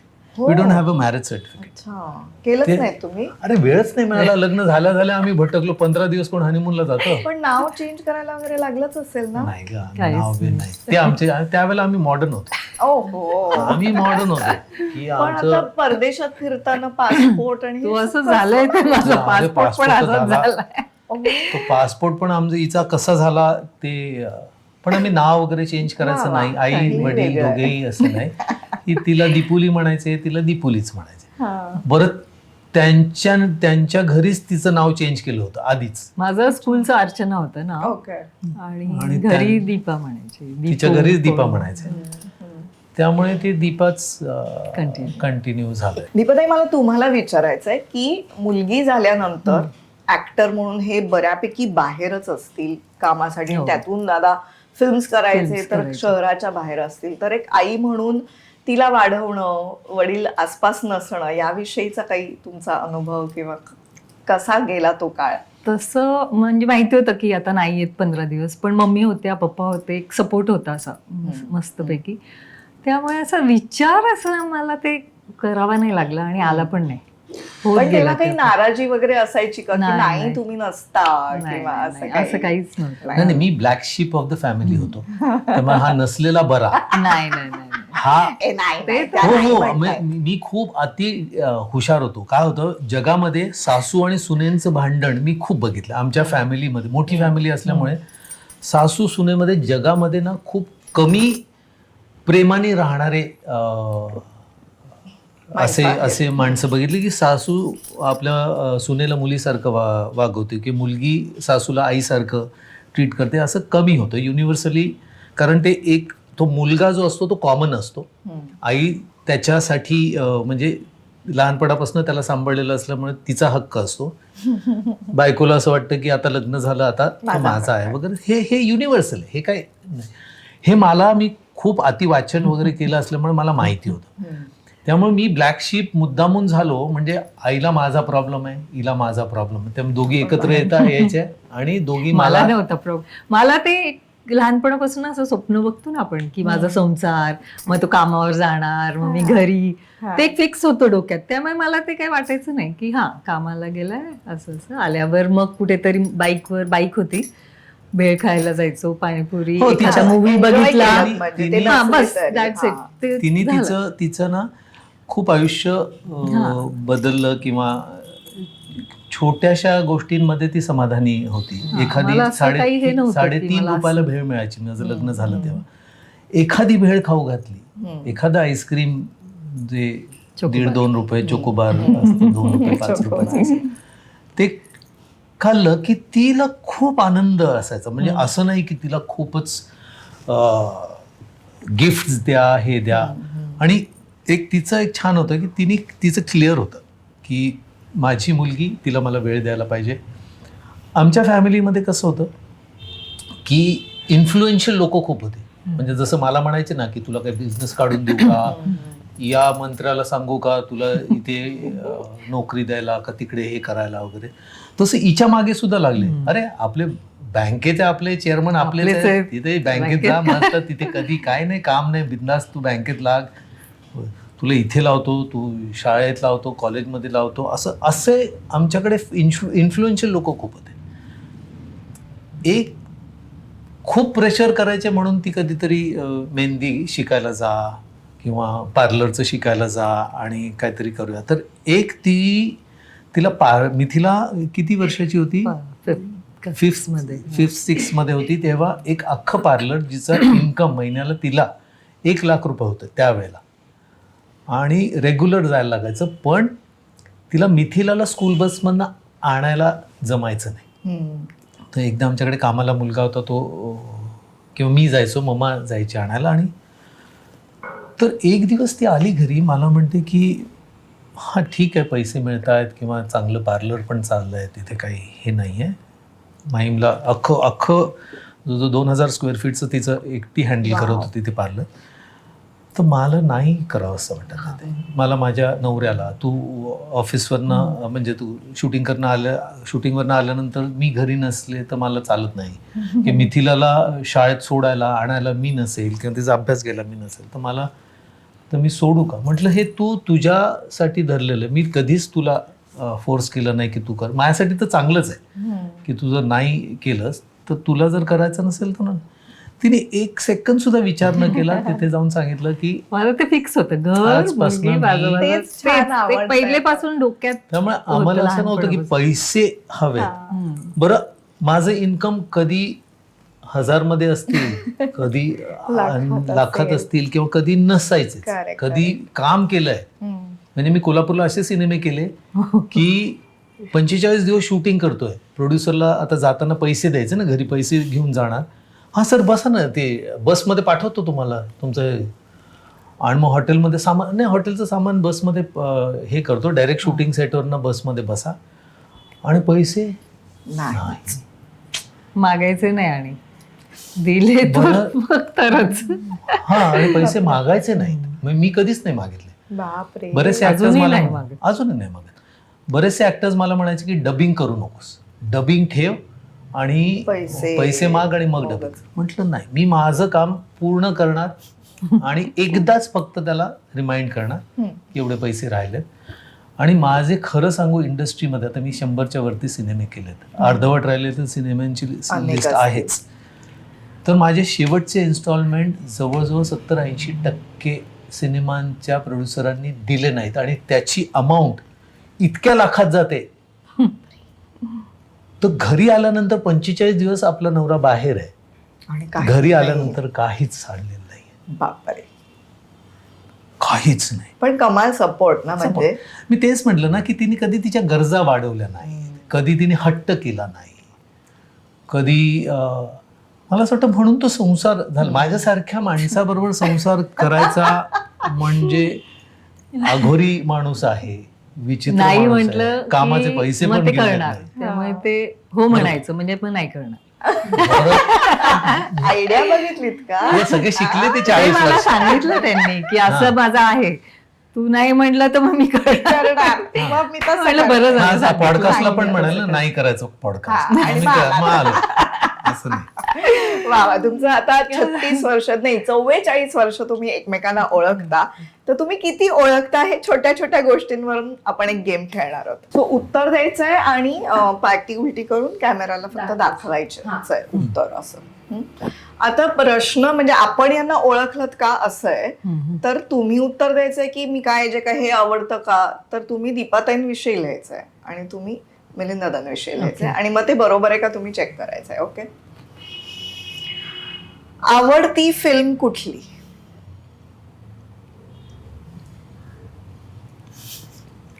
सो दीपाताईंची आवडती फिल्म कुठली हे मिलिंद दादा तुम्ही लिहायचंय आणि मिलिंद दादांची आवडती फिल्म कुठली हे तुम्ही लिहायचंय. जुनी नवीन. खूप मोठा जुनी प्रश्न पडला. नवीन किंवा इतके असंख्य सिनेमे बरं, आम्ही जुनी. बघितले. जुनी. त्यांचं रेडी आहे उत्तर मिलिंद दादा? मला माहिती नाही. हिची आवडती मी सांगायची. हो हो हो. हम्म? तुमचं लिहून झालं की मग आम्हाला दाखवा.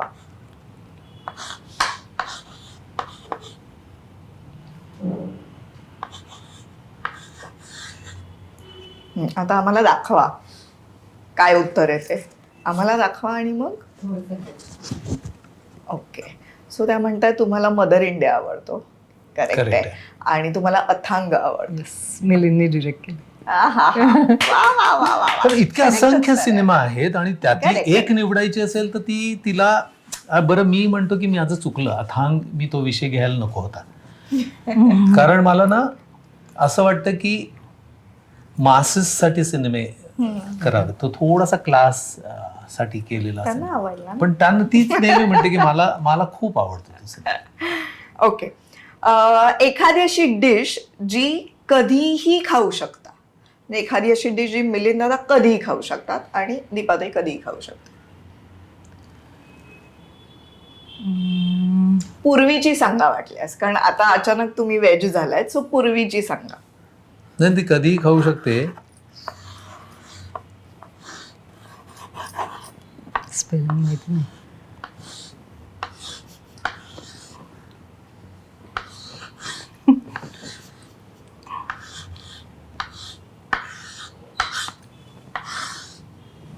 येस, आम्हाला दाखवा. ओके. पाणीपुरी,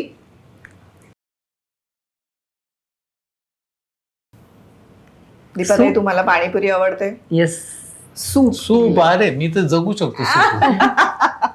वा वा, correct पाणीपुरी उत्तर. आणि भेळचा आमचा आता वर्षानुवर्षाचा काळ 3.5 वा. रुपयाची होती तेव्हापासनं. Correct. आणि परवा पण आम्ही खाऊन आलो पाणीपुरी. घरी केली खाऊन नाही म्हणजे घरी केली करायला आणि आवडतं. पुऱ्या पण घरी केल्या होत्या. हा. ओ बापरे.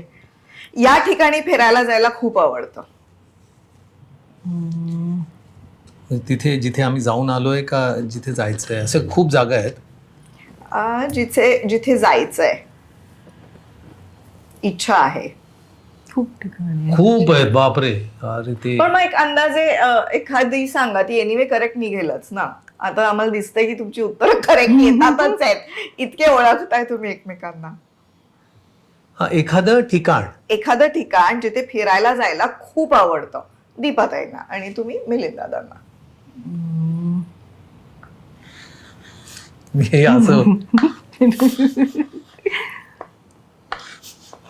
कुठेच नाही असं असेल तर ते लिहा. मला ते प्रॉमिस करतात जाऊ जाऊ. नाही, पण त्यांना कुठे नाही, जायला हा, आवडेल तेच. हा मुद्दा. तुम्ही कोणतं? हे विचारायचं नाहीये. ओ, लेकीकडे असं लिहिलंय आ. त्यांनी. ती कुठे असते? मला- पुण्याला. अच्छा, त्यामुळे आम्ही गाडी काढली की आमचं पुणे. काय नाही विचारत पण नाही करत गाडी पुण्याला वळते. आपोआप. वा हा. वा, किती गोड. सेम. आमची जाते. वा वा वा. नातेवाईकांकडे जायला खूप आवडतं का? ह्याचं उत्तर हो किंवा नाही असं असू शकतं.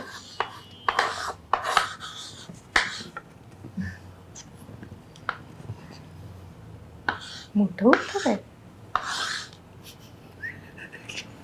हा. बरोबर लिहिलंय ना मी. हो मला हो बरं. हो. फक्त त्यांचं लिहून होण्याची मी वाट बघते.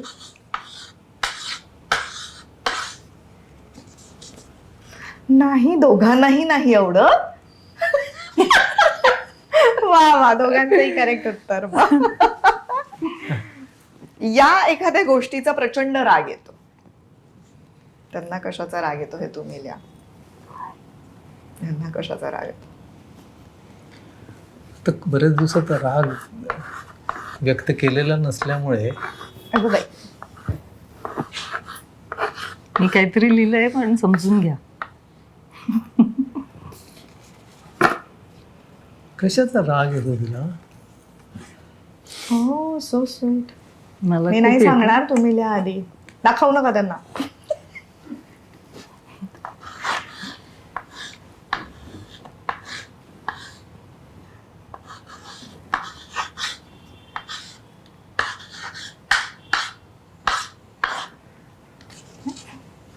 खोट्याचा. आणि आता तुमचं पण दाखवा. नाही येत असं लिहिलंय त्यांनी. तुम्हाला राग नाही येत, बरोबर आहे. हा, राग येतच नाही. आणि तुम्हाला पण तुला- खोट्याचा राग येतो. वा वा, क्या माझं ते खोट नाही टाकू शकत सोन्यात. जे आहे ते खरं सोनं. प्युअर पाहिजे. घरी निवांत असताना हे करायला आवडतं.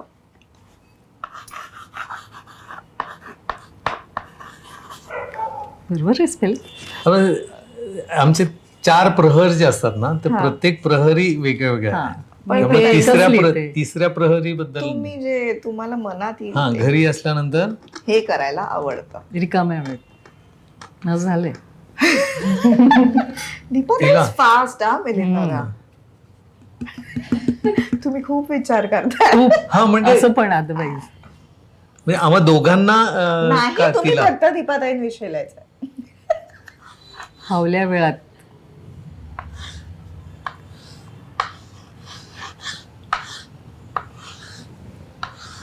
अच्छा राहू दे काही बोलू हा, हे नका. माझं आणि त्याच्याविषयी ना हो, ते- असं ना हो, राईट. हो. वा वा पोथी वाचायला आवडतं आणि तुम्हाला मूवीज बघायला आवडतं. वा कमाल. मस्त मस्त खूप छान. वा वा एकही उत्तर चुकलं नाहीये. इथेच आम्हाला कळतं की तुम्ही किती ओळखता एकमेकांना. बाप रे. आणि कुठेही गेली कुठेही जाऊ दे, पिकनिकला जाऊ दे एक वन डे किंवा ट्रिप वन डे ट्रिप असू दे, Carry करणार? लेकीकडे जाऊ दे, ती पोथी वाचल्याशिवाय ती झोपत नाही. बरं टायमिंग नाही पण पहिले हा, सगळं काम तुम्ही सगळं करा, सगळे जा, तुम्ही खा प्या झोपा आणि मग मी ती वाचायला. पोथी, मग त्याला 2 वाजू दे 3 वाजू दे, रात्री किती वाजू दे, ती पोथी संपवल्याशिवाय ती झोपत नाही. वा वा वा वा. किती छान कौतुक आहे. आय थिंक कुठेतरी या सगळ्या प्रोसेसला अध्यात्माची जोड हवी आणि त्याच्यामुळे ही जी संकट आहे तुमच्या संसारावर, तुमच्या करिअरवर किंवा तुमच्या हेल्थवर, तर ती संकट ॲब्झॉर्ब केली जातात, कमी प्रमाणात तुमच्यावर येतात किंवा आलेली तुम्हाला कळत पण नाही की ते तुमच्यावर संकट येतात. माझ्या आईचं पण अध्यात्मावर खूपच ती आध्यात्मिक होती आणि ही पण अति आहे, मग खूप आहे. खूप म्हणजे खूपच पूर्वी तुम्हाला आध्यात्मिक. चिडवायचे ते की आता पूर्वी तू चिडवायचे. तू पोथ्या घे मंदिरात जाऊन बस वा वा वा. आता मला तुमच्याकडून जाणून घ्यायला आवडेल की तुमच्या मते संसाराचं अनुरूप सूत्र काय, आणि मला दोघांकडूनही उत्तर हवंय. आता तू सांग. दीपाताई. नाही माझ्याकडे तर करेक्ट आता इतक्या वर्षाच्या प्रवासामध्ये संसारामध्ये मी हे सांगू शकतो की एकमेकांना रिस्पेक्ट पहिलं द्या. तो रिस्पेक्ट जर दिला नाही तर तुमचा संसार पुढे जाणारच नाही. तो वाटतो की चाललाय पुढे पण तो खूप योग्य संसार नाही. रिस्पेक्ट द्या, एकमेकांच्या विचारांचा, एकमेकांच्या आवडीनिवडींचा आदर करा. जस्ट लादू नका, तुमचे विचार त्या समोरच्या माणसावर लादू नका आणि फार सिरियस आयुष्य जगू नका. फार अगदी आपण काही फार मोठं करतोय किंवा आपण केलं तरच ते होतं असं नाही. तुम्ही नसला तर तीळ मात्र फरक पडत नाही. म्हणजे जर तुम्ही गेलात तर 12व्यापर्यंत सगळं सुरळीत चाललेलं असतं आणि 12व्याला तुम्हाला हसताना खिदडताना लोक दिसतात. त्यामुळे फार आयुष्य सिरियस घेऊ नका. संसार छान करा, मजेशीर करा, have a very healthy life. आता आमच्या संसारामध्ये हेल्दी लिव्हिंग पण आलेलं आहे. आता वी ईट हेल्दी फूड. उगच चवेसाठी कुठेही जाऊन अस्वच्छ जागी आम्ही खात नाही. नातेवाईकांकडे जायला आवडत नाही. त्याचं कारण असं आहे की आग्रह करून खाऊ घालणं, हे करणं, कारण आमच्या खाण्याच्या वेळा ठरलेल्या आहेत. जर मला सुट्टी असेल तर आमचा एक ना खूप छान दिवसभराचा प्लॅन असतो खाण्यापिण्याचा, ओके. की ब्रेकफास्टला काय करायचं, लंचला काय करायचं, हे काय करायचं असं. आणि क्रिएटिव्ह डिशेस असतात, हेल्दी डिशेस असतात. आता मी सूप्स जे म्हणतो ना तेव्हा मी कधी कधी असं वाटतं की हे सूप्स आपण मार्केट करायला पाहिजे किंवा लोकांना सांगायला पाहिजे की अरे हे पण सूप असतं जे हेल्दी आहे आणि चवेला पण छान. असा संसार करणं गरजेचं आहे. तू सांग. नाही सेमच मिलिंद म्हटले तेच. हे रिस्पेक्ट आहेच आणि कामाबद्दल पण त्यांना सपोर्ट करायला पाहिजे की समजा मी काही करत असती तर त्यांनी मला करायला पाहिजे होतं आणि ते करतायत तर मी पण करायला पाहिजे आणि छोट्या छोट्या गोष्टी समजून घ्यायला पाहिजे. ते वाढत बसण्यापेक्षा त्या सॉल्व्ह करून आणि मस्त संसार करायचा. प्रेम असेल तर तो टिकतो मला असं वाटतं. प्रेम तर पाहिजेच आहे. मेन तर रिस्पेक्ट आणि प्रेम. संसारामध्ये प्रेम हा तर मेजर फॅक्टर. तर तुम्ही सोल्युशन काढता ना प्रॉब्लेमवर. म्हणजे मग तुम्हाला त्या माणसाचा त्रास नाही होत. त्रास नाही नाहीतर होत. जर तुम्ही त्या माणसाच्या चुकाच काढत बसल्या तर 100 चुका प्रत्येकामध्ये असतात. निघतात. कोणी there is perfection is illusion. ते फक्त आय थिंक परफेक्शन आमिर खानकडेच आहे. तो आय थिंक अंडरस्टँडिंग, एकमेकाला अनकंडिशनल लव्ह आपण म्हणतो ते थोडंसं बुकिश आहे, पण ते शोधून काढायला की काही कारण नसताना त्या माणसावर प्रेम करणं किंवा त्याच्या कशात स्वार्थासाठी नाही, पण माझं प्रेम आहे. आणि आमचं तर आम्ही ब्लेस्ड आहोत की मला तर हिच्याशिवाय आयुष्य कसं जगायचं हेच माहिती नाही की हिच्याशिवाय आयुष्य असू शकतं का, किंवा तर ते I don't know how to live without her. इतकी सवय आम्हाला एकमेकांची झाली. बरं, माझ्या प्रोफेशनमध्ये तर ती नाही आहे किंवा काय नाही, पण तरीसुद्धा मला तिचा सपोर्ट या प्रोफेशनमध्ये खूप इतका आहे की आम्ही काय केलं आता, आम्ही घरामध्ये ना फ्रेम्स केल्या सगळ्या मेमरीज. आता तुला म्हटलं आमचा फोटो तो आम्ही बेडरूम मध्ये केला. माझे वडील आणि आम्ही एकत्र राहतो. तो वडील पोलीस खात्यात होते, तर पोलीस खात्यातले त्यांचे पिक्चर्स आम्ही संपूर्ण असं पॅसेज मध्ये लावले की तुम्ही गेल्या गेल्या ते त्यांचा बघतात प्रवास. असं, मग ते आठवणी त्या किती परत मस्त मिलिंदला आहे. बोलवतात, हा बघ हा बघ हा मनोहर जोशी त्यांचे एक मित्र होते. 15 दिवसांनी परत त्यांना ते आठवतं, मग ते परत परत मिलिंदला सांगतात की सांगतात. हा. मग किती गोड. त्यांचे वडील, आई, माझी आजी, मग ते काका, मग ते माझे काका, असं ते सगळे फोटोज असे गेल्या गेल्या ना एक मेमरी. जाता जाता तुम्हाला ती अख्खी त्यांची. माझ्या आई आणि वडिलांचं लग्न झालं ना, त्यावेळेला आमच्या एक नातेवाईकांच्या बहिणीचं पण लग्न तिथेच लावलं त्यांनी, एकाच लग्न. त्यामुळे 2 लग्न एका वेळेला मंडपात झाली. मग ते दोघांचे फोटोज आहेत आमच्याकडे. आणि तो काळ वेगळा होता, आणि तो तर अगदीच किती वेगळा होता. म्हणजे आईने एकदाच वडिलांना बघितलं. हो, तेव्हा तर म्हणजे सगळीच अरेंज्ड मॅरेजेस. आणि मुलगी आई पसंत की झालं. आई 17 वर्षाची होती. ऐको माझी आई 17 वर्षाची होती. कमाल. बरं, माझ्या आजीचं लग्न ती 2 वर्षाची असताना झालं होतं. ते आणि पूर्वी माझे असायचं, आजोबा ते 12 ठरवून वर्षाचे ठेवायचे. होते. आणि माझ्या आजीला आजोबांनी कडेवर घेतलं आणि ते फेरे घेतले होते. ते असायचं ना पूर्वी काहीतरी, हो, की हा. ठरवून मुलगी, ठेवायचं हा. आणि वयात आली की मग हा. पाठवायचं. नाही मग ते घेऊनच गेले. हो का? मग माझ्या आजीला सासूनी वाढवलं. मग 16-17 वर्षाची झाली, मूल झालं नाही, म्हणून माझी आजी बैलगाडी घेतली, दुसऱ्या गावात गेली आणि तिने माझ्या आजोबांसाठी एक मुलगी शोधली, लग्न ठरवलं, घरी आली. माझ्या आजोबांना सांगितलं की या गावातली या घरातली ही मुलगी आहे, तिचं तुमच्याशी लग्न मी जुळून आली आहे. आजोबा चिडले, परत बैलगाडीत बसवलं आजीला. आजोबा आजी गेले आणि त्यांनी आजोबांनी सांगितलं की ही वेडी आहे, तिला काय अक्कल नाही, काय नाही, मला काय लग्न करायचं नाही. आणि आजोबांनी दुसरं लग्न केलं नाही, परत आले आणि मग 8 मुलं झाली. पण त्याच्यानंतर हे मला इतक्यात ही स्टोरी सांगतात, किती छान होती ना माझी आजी. दुसरी चिडायला गेली, म्हणलं तुमची आजी मी नाही. वा, वा, वा. किती कमाल गोष्ट आहे. किती ऍडव्हान्स लेवलवर ते कमाल, सगळं चाललं होतं, कमाल. Love story. आणि हो. आताची पोरं काय करतायत, काय ते कमिटमेंट आणि हे कमिटमेंट इश्यूज. कमिटमेंट इश्यूज वगैरे काय. व्हॉट इज दिस, व्हॉट केलं जनरेशन दॅट वॉज. ती कम्प्लीट Correct, correct. वेगळ्या लेवलचं जनरेशन होतं. आणि 8 मुलं झाली. माझी आई, तिला 3 भाऊ आणि 4 बहिणी. सगळे म्हणून 8. तेव्हा असायचीच ना, आणि एवढी मुलं. बापरे, आम्ही पण काय 5 जण बदल, आहे. आता काय करू 5. शकतो आपण दादा. मग मी तेच आपण या कार्यक्रमामध्ये मला आठवलं की- जाणवलं की माझी आजी, मग माझे कमाल कमाल. आई वडील आणि मी आणि आमचे लेकरं. आता पण आता तुम्ही पूर्वी खरंच एकमेकांना पत्र लिहायचात, तर आपल्याकडे या शो मध्ये जाता जाता आपण वोकल लेटर नावाचा एक प्रकार ठेवतो, हा. ज्याच्यात इथे तुम्हाला जे सुचेल ते, पण एकमेकांसाठी. आता इतक्या वर्षांनंतरच हे पत्र असणार आहे, पण ते वोकल असणार आहे. अरे वा. तर अगदी प्रिय दीपापासून तुझाच मिलिंद पर्यंत, आणि दोघांनी एकमेकांना ते. आम्ही त्यावेळेला मी म्हणायचंय. इंग्लिश मीडियम मध्ये होतो. Oh, बरं. आता मी मराठी मीडियम मध्ये आलो. ओके. पण पूर्वी मी कॉन्व्हेंट मध्ये असल्यामुळे हा. इंग्लिश मध्ये लिहायचो. Dear. आणि ती पत्र अजूनही आहेत म्हणून ते आमच्याकडे. 1, 4, 3. हा, मी आणि तेवढंच ती- बोलू ती- शकते, कारण मला तेवढं हे ती नाही. ती पत्र अजूनही जपून ठेवलेली आहे. Oh. आणि एकदा चिडचिड झाली.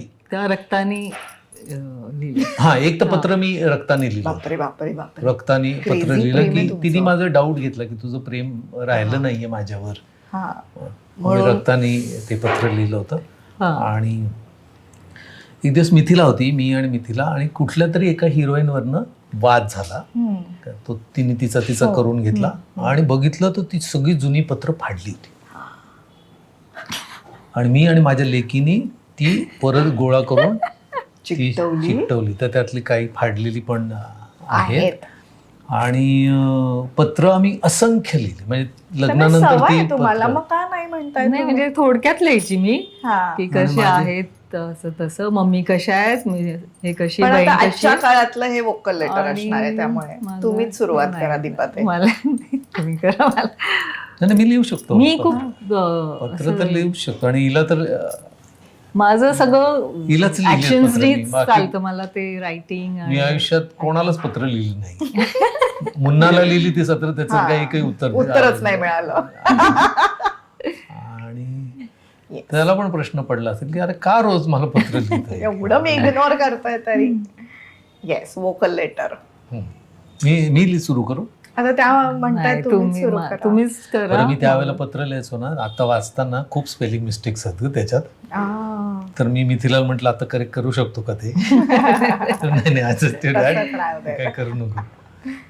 तर माझ्या पत्रांमध्ये खूप क्रिएटिव्हिटी असायची. म्हणजे पत्र उघडलं असं गुलाब यायचं. Oh my किंवा God. ते.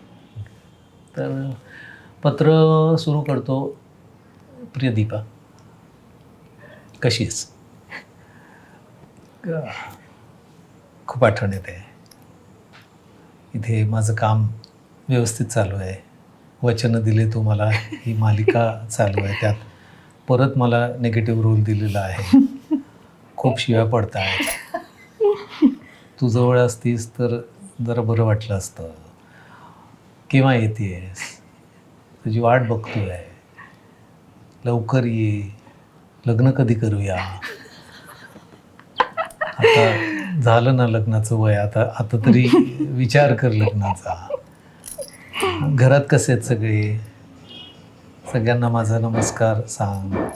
1 4 3 4 4 4. वा, वा, वा.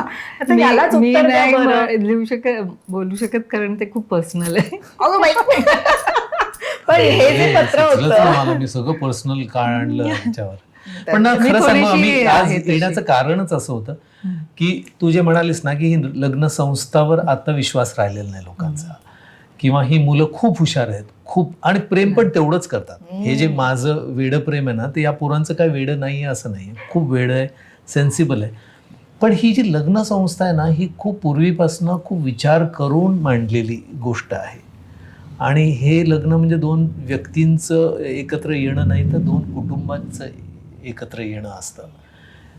एका कुटुंबाला दुसरं कुटुंब मिळतं आणि त्या कुटुंबाच्या सपोर्टनी दोन्ही कुटुंब किंवा त्याच्या आणखीन कुटुंब एकत्र पुढे जातात. बरोबर. पूर्वी पण राजे महाराजे असंच करायचे ना, की लग्न करायचे म्हणजे काय, ते लग्न नाही करायचे, तर त्या कुटुंबाशी संबंध जोडायचा असतो.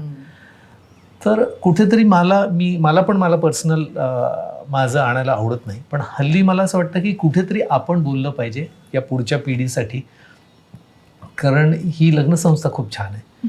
कमिट करा. तुम्ही एक्सपेक्ट करण्यापेक्षा तुम्ही what you can give it to हर.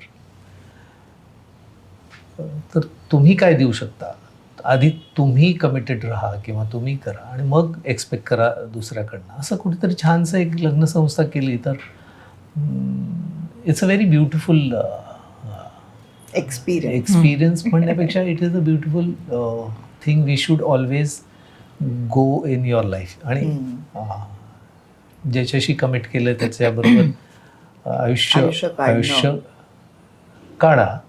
आणि प्रत्येकाच्या हातात आहे ते. आय थिंक तुमच्या हातात आहे की, कारण आमिष खूप आहेत बाहेरच्या जगामध्ये. तुम्हाला परफेक्ट असं कोणी सापडणार नाही. आता मी असंख्य हिरोईन्स बरोबर काम केलं आणि सगळ्या प्रतिभावान हिरोईन्स आहेत. म्हणजे त्यांच्याकडे टॅलेंट भरभरून आहे, त्यांच्या ज्या पद्धतीने ते करतात. पण मला असं वाटतं की ही माझी हिरोईन आहे आणि ही माझ्यासाठी जो जो हिरो मी आहे त्याच्यासाठी हीच करेक्ट हिरोईन आहे. आणि हाच आमचा जो सिनेमा आहे हा खरंच सुंदर सिनेमा आहे. ह्याच्या पलीकडे हिला रिप्लेस करून होणार नाही की मी तिच्या रिप्लेस होऊन चालणार नाही. हा एक छानसा सिनेमा. तुम्ही प्रत्येकाने आपापला एक छानसा आपली स्टोरी, सिनेमा लव्ह स्टोरी करून तयार टाका. करा, सिनेमा करा. तुमचा हा सिनेमा बघायला मला खूप मजा आली. वा. वा वा. आय होप तुम्हालाही गप्पा खूप छान. मारून अरे, मला तर- मजा आली असेल.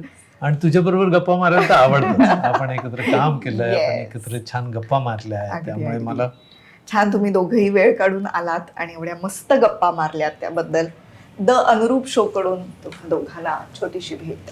हो, हेच किती छान, लगेच किती गोड, किती भारी. आवडलं? अरे किती भारी आहे. Something very beautiful.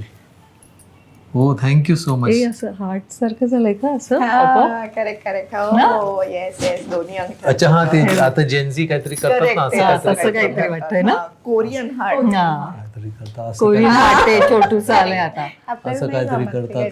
काहीतरी ते असं जादू असं करत हे असतात. बघा असं. ए वाव. वाव. है ना? येस वा वा. मजा आली आणि thank you so much. Thank you so खूप मच. मजा आली. वा वा. आम्हाला पण खूप मजा आली आणि ही खूप सुंदर गिफ्ट दिलंय. Thank you thank you so much. All the best. Yes. आणि तुम्हालाही मजा आली असेलच. त्यामुळे हा एपिसोड तुम्हाला कसा वाटला हे नक्की कमेंट करून कळवा. यातून तुम्ही नक्की काहीतरी शिकला असालच. भेटूया पुढच्या भागात. नमस्कार.